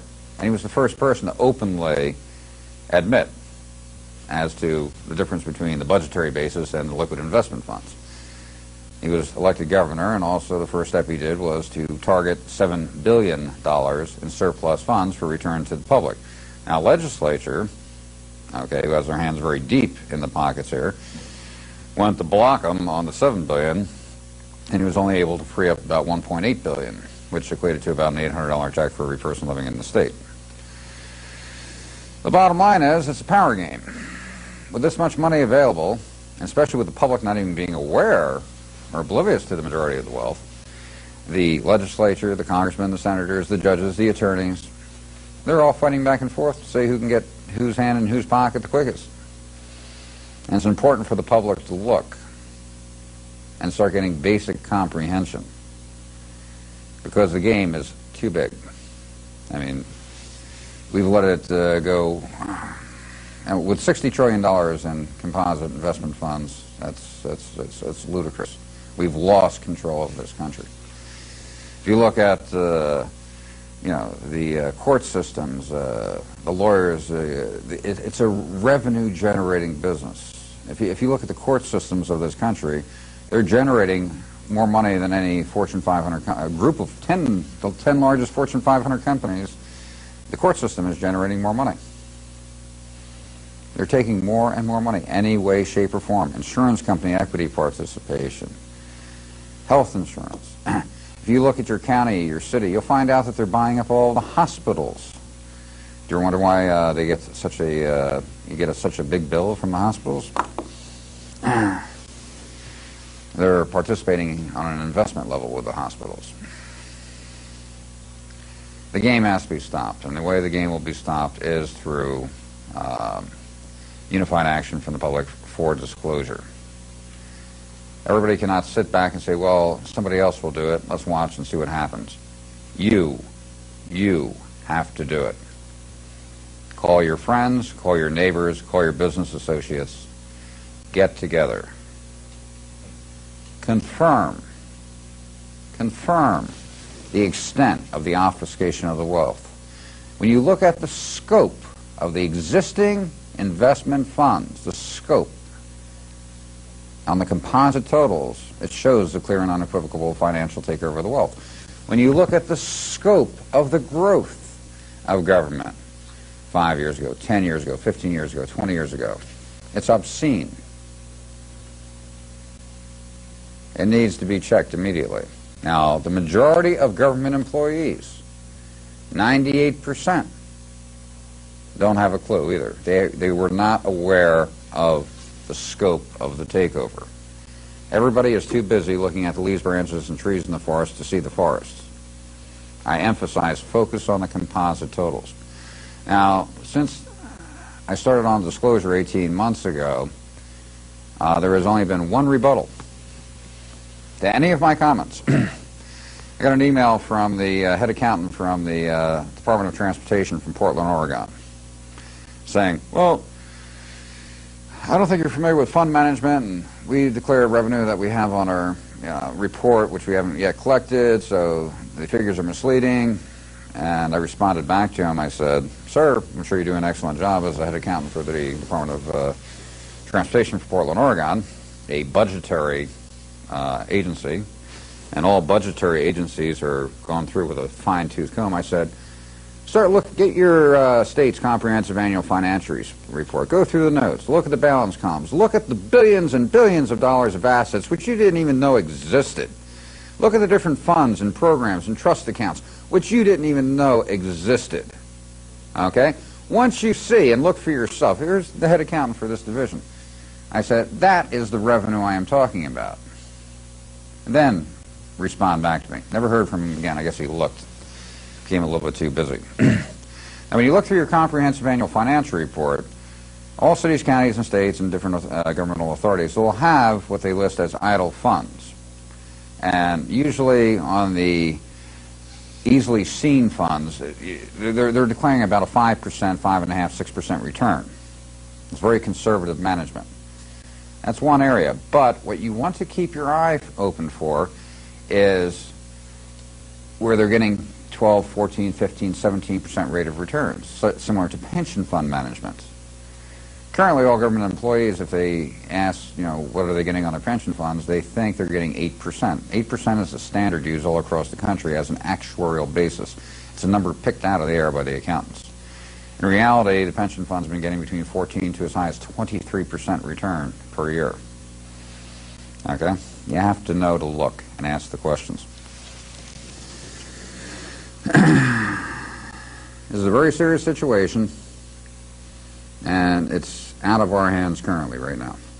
The scope of the growth of government, the revenue that government's taking, the thousands of different entities that are just running away, taking more money like that 12 and 13-year-old kid, and justifying it with any reason whatsoever. If you look at the school districts, they've done studies all over the country. They found that the school districts which were getting the least amount of money had the best results with the children. The ones that were getting the most amount of money were having the least results. It's obvious. They don't have the children's interest at heart. It's the money. More wealth, more power. The public has to take a stand immediately. Now, Program 3 will be, I'm putting out the word across the country for the states, within your state, to unify and organize to get ready to do effective action. As I mentioned, the CITA initiative, will do that. It opens up for full disclosure. The CITA publishes an annual report of identified surplus revenue, identified operations of government, which government should not be operating in, that only the private sector should be doing. It identifies areas for downsizing, what revenue would be made available for deposit into the CITA. That's published annually. And with the public seeing the reality of the ability to downsize, the ability for reappropriation of surpluses, the ability for sale of venture projects, which should be sold back to the private sector, and that revenue now, just from the interest and dividend yield, canceling out taxation in their city, their county, their state. I think this should motivate everyone across the country and create a tidal wave of effective action. Program 3, the first state that unifies, gets a council together, gets an organization together, and they're ready to move forward with effective action. The initiative will be drafted, ready to go. That will be program number 3. When we're contacted and we know that the effort has been made in that state, the first state to come forward with a solid group to make it happen, that'll be program number 3, showing that council and showing what's about to happen.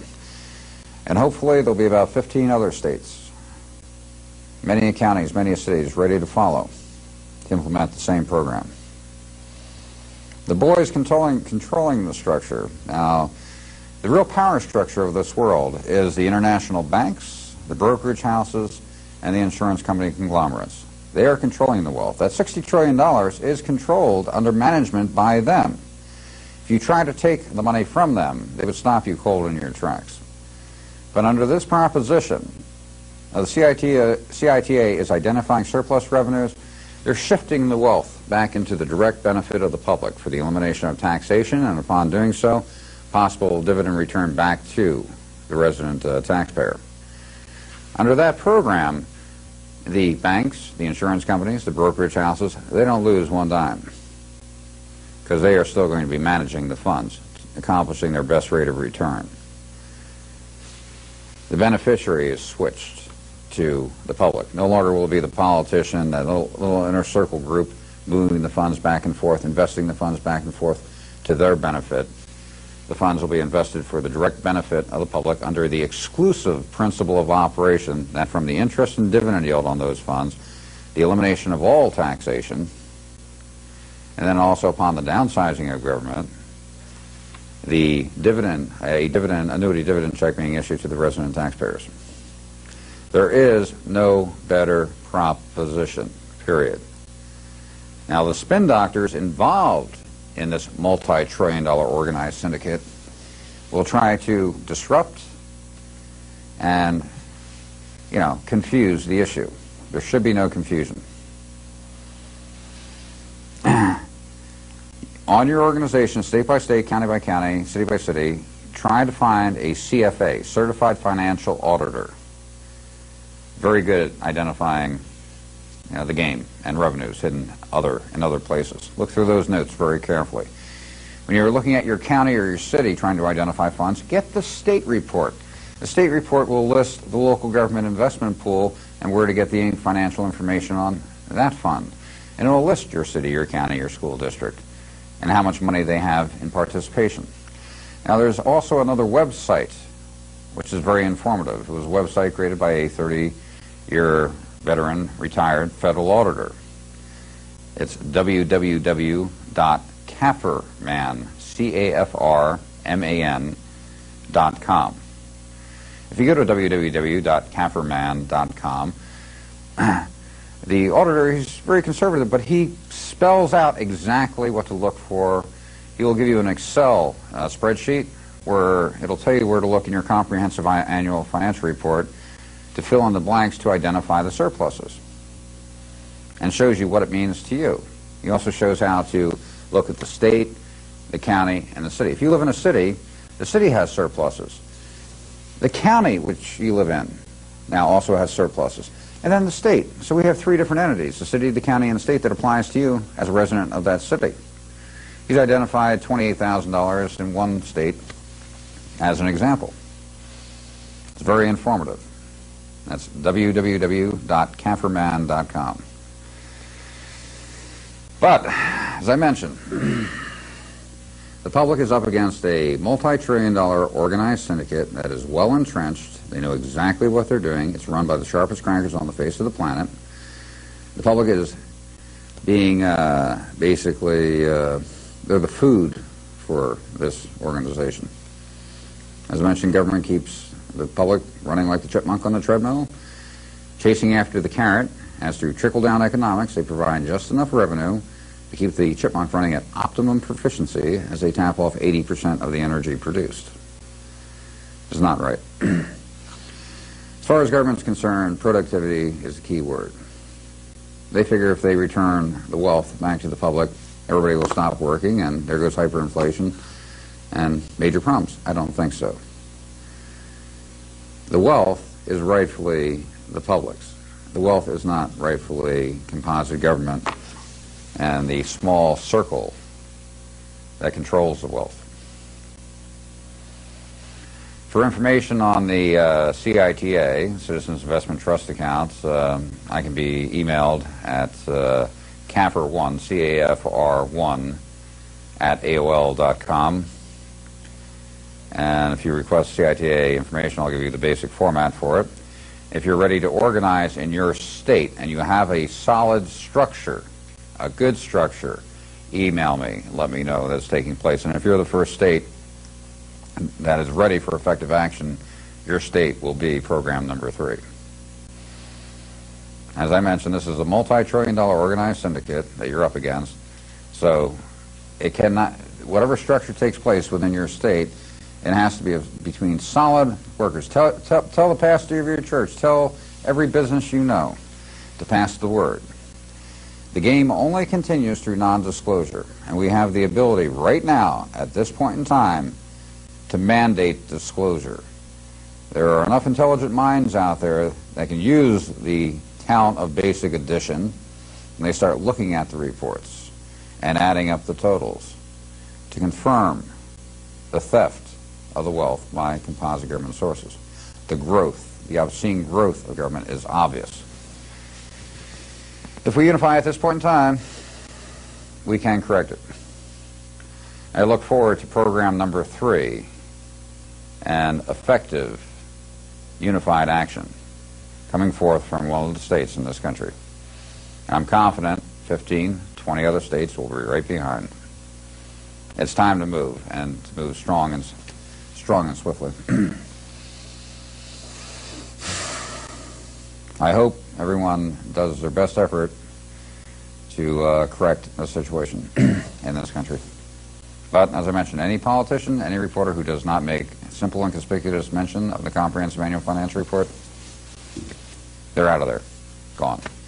If an elected politician does make simple and conspicuous mention and mentions the difference between the total cash gross receipts, total investments, and the budgetary basis, which is that small compared to the totals, you know, sponsor that person. Very important. Well, wishing the best for this country and every citizen. Have a good day, and I look forward to program number 3.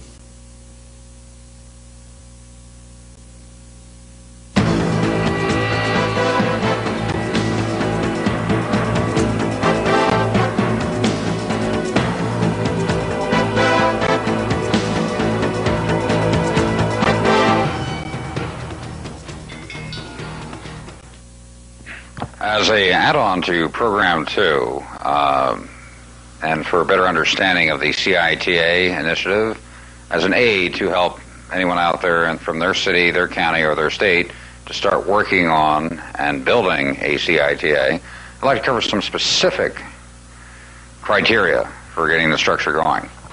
On the CITA, the CFAs, the Certified Financial Auditors, who are now identifying the surpluses, they have to look at the 3 different areas. They have to look at the surpluses identified from the city, the county, the state-run agencies, county-run agencies, enterprise groups, the whole 9 yards, to identify these surplus monies for reappropriation into the CITA. That's area number 1. Area number 2, They have to identify from the enterprise groups within government, the golf courses, the tollways, the bridges, the different projects that government is operating, which should be returned to the private sector, which the sale of these items back into the private sector would generate hundreds of millions of dollars, if not billions of dollars, depending upon what area you're looking at.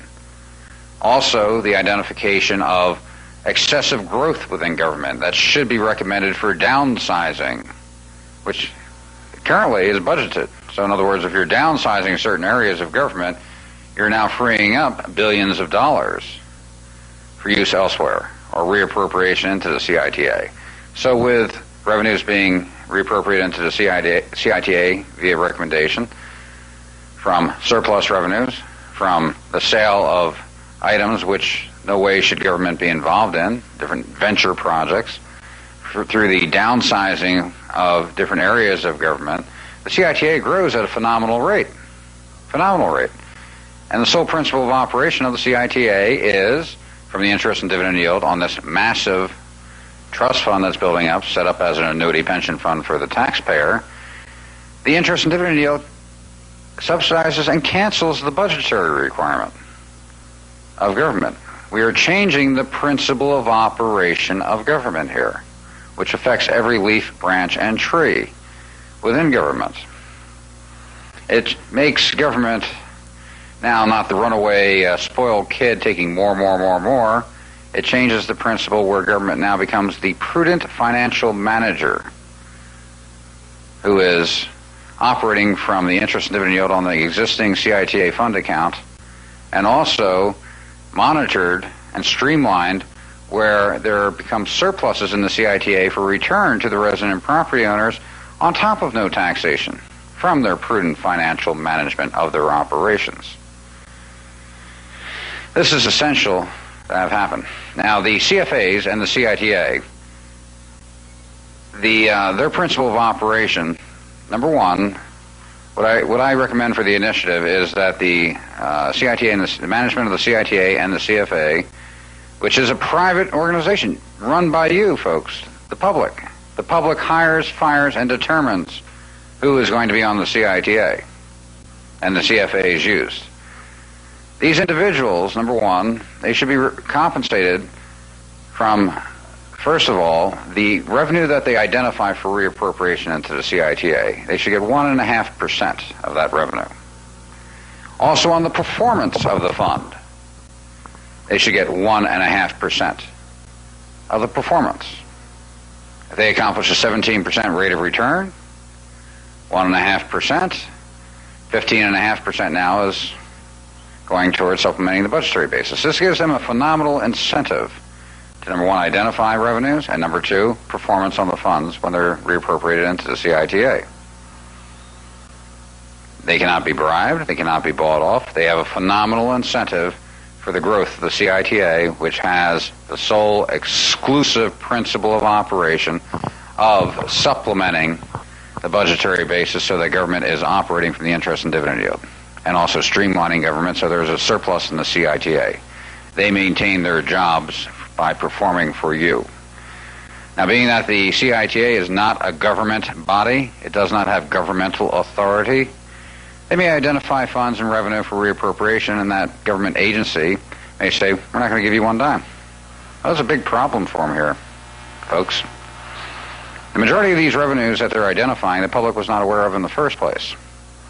The CITA, the CFAs, are putting together a certified financial statement which identifies the revenue surplus, identifies the assets for sale, which are not benefiting directly the public, identifies the downsizing of government, which will generate X amount of millions of dollars or billions of dollars in surpluses. And if that government agency says, sorry, well, through disclosure to you, the public will mandate the reappropriation, will mandate the sale of these items. The game is over, folks, for them. They cannot continue business as usual with disclosure. It's our choice. It's our heritage. It's our right. We fell asleep at the wheel. We allow this to happen. We cannot depend on someone else doing it. We can't sit back and say, let's see what happens. We have to make it happen. History is written not based on best wishes and watchers. History is written based on doers and people that make it happen. Now, across the country, city, county, and state, everyone who is ready to stand up and take control of this situation for the benefit of all should be tracking down CFAs, Certified Financial Auditors. Look at the retired community.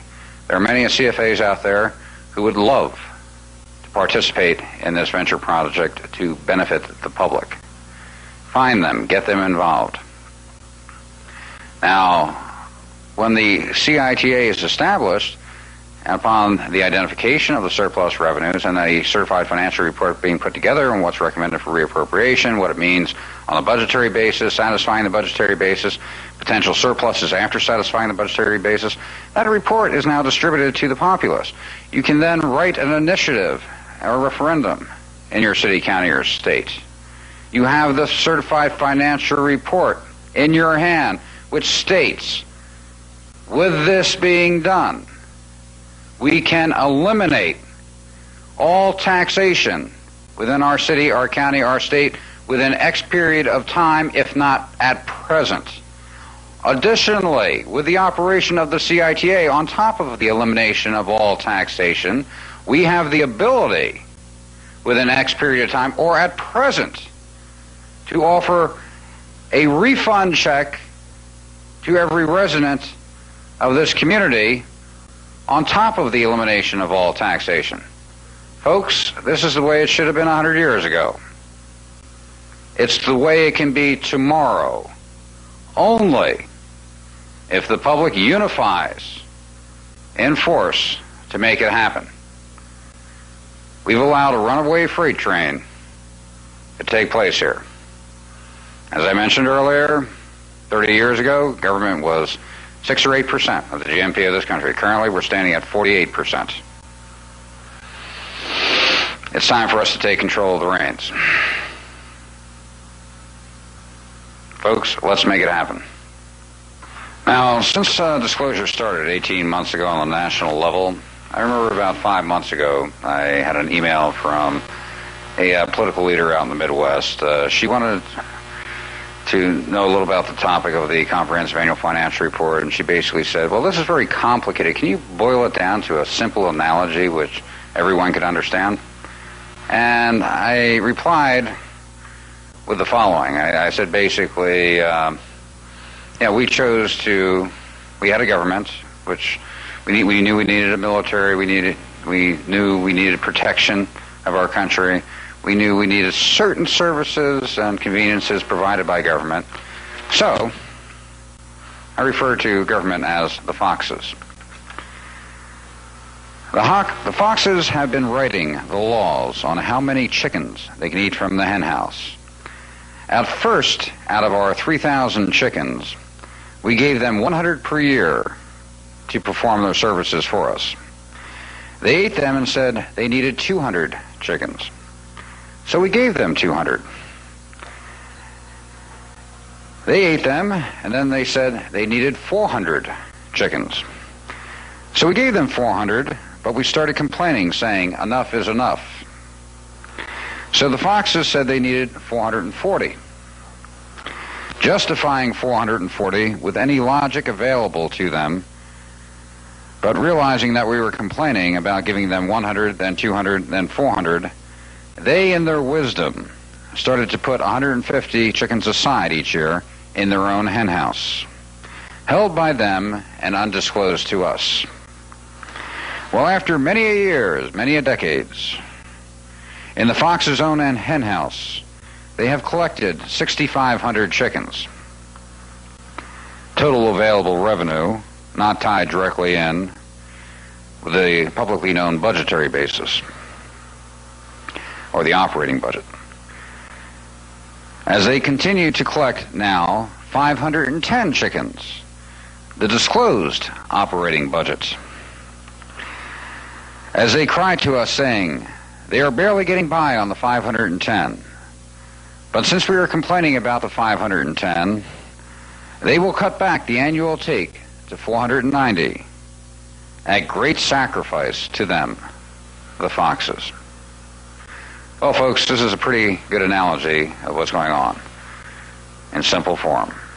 We've had the budgetary basis rammed down our throat, the budget. We have a shortfall of money for the schools. We have a shortfall of money on the budget for the police. We have a shortfall of budgetary money for the city, and we're going to have to throw these little ladies out on the street. We can't take care of them anymore. We're going to have to shut down the parks. We have a shortfall of budgetary money.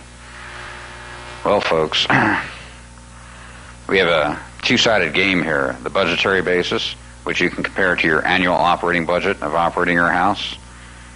And we have the total revenue, the decades of investment funds, the decades of different venture projects that have built up into billions and billions of dollars of assets with no direct tie whatsoever with the budgetary basis. It's time to take back control. Now I'd like to address one issue, the most important issue regarding why this has happened. The obfuscation of our wealth to this degree, $60 trillion in assets now held by composite government, would not have been possible without the 100% cooperation in partnership of the syndicated media, ABC, CBS, NBC, CNN, the syndicated newspapers owned by a few in this world. It was in their interest to make sure business continued as usual for composite government folks. If you look at the revenue, carte blanche revenue they get from composite government sources, city, county, state, federal, grants, direct payments, it is a substantial portion of their annual revenue generated each year. If you look at the games that are played back and forth, the elbow rubbing, it's phenomenal. If you look at different state agency groups, federal, county, city, you'll find out a high percentage of ex-editors and reporters now in carte blanche executive directorships within state government, federal government. I mean, government has bought off the cream of the crop of the reporting field. Editors, producers, directorships are given. It's like winning the lottery ticket for them. The fix is in deep here, folks. And in the media, they have been getting the comprehensive annual financial report for over 35 years. They know what it is. They know that the comprehensive annual financial report shows this much revenue compared to what's shown on the budgetary basis. Yet we have the media constantly referring to, well, we have a shortfall of budgetary revenue, this problem under the budget, that problem under the budget. Folks, pay your taxes this year so we can support the budget. Not one mention of the comprehensive annual financial report. Not one mention of the difference between the cash gross receipts and the budgetary basis. Not one mention of the massive investment funds held with no direct tie whatsoever with the budgetary basis. Not one mention that the autonomous agencies, the tollways, the roadways, the bridges, the financial authorities are not tied in with the budgetary basis where not $1 goes back. Not one mention. This is not accidental, folks. This is intentional. I was doing a radio show about 2 months ago, Tom Valentine, Radio Free America, and I mentioned to Tom the aspect of that the media is in 100% partnership with composite government. A few minutes later he mentioned, he goes, well, it's so hard to get the media to report on the truth and do their job. I said, Tom, I don't think you heard me. I said the media is in 100% partnership with composite government. They are doing an excellent job. They do exactly what they're supposed to be doing in partnership with composite government to make sure the public is looking off in right field as they continue business as usual in left field. They are doing their job based on that partnership.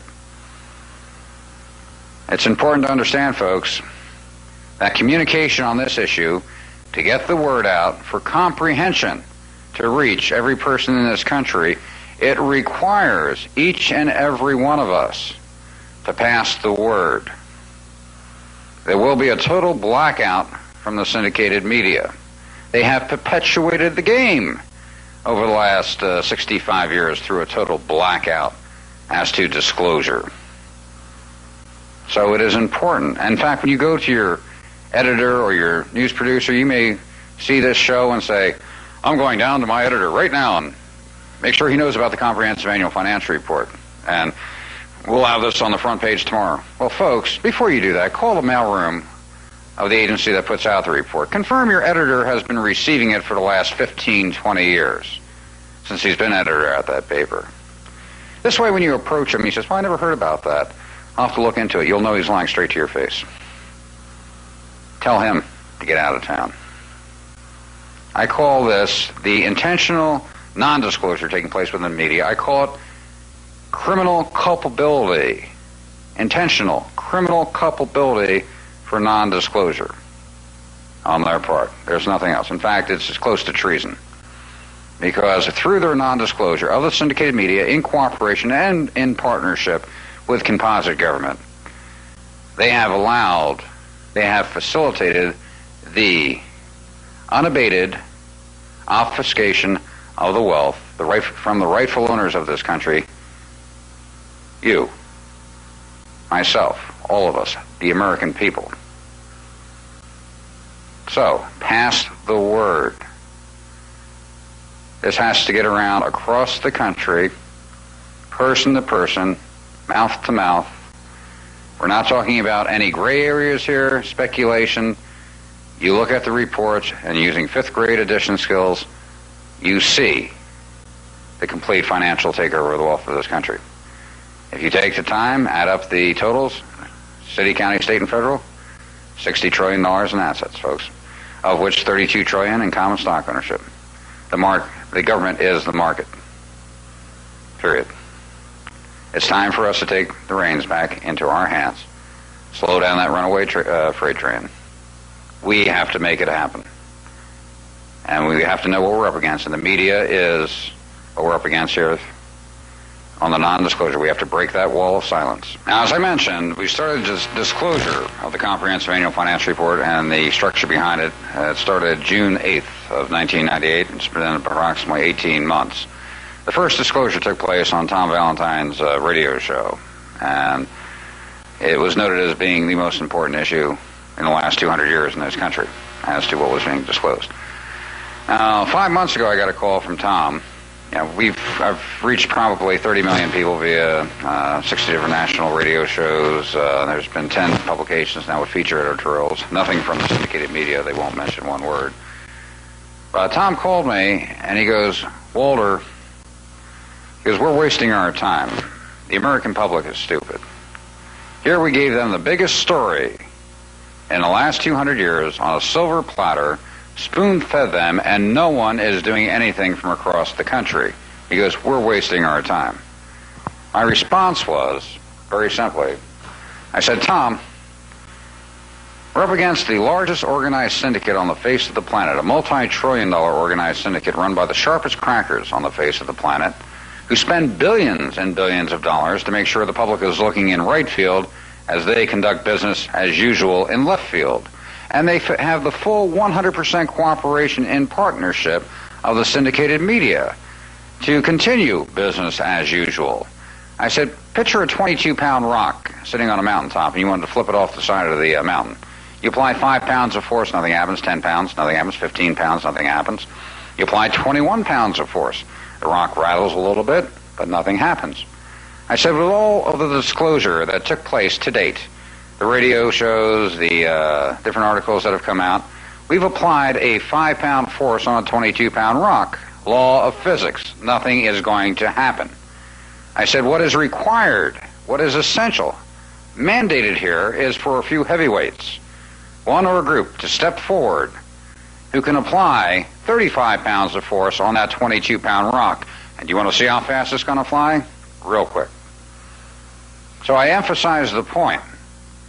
What is required at this point in time are for some heavyweights, some sincere individuals who have the ability to take the bull by the horns and flip it on its back, to come forward and apply the effort necessary so so we can apply that 35 pounds of force on that 22-pound rock.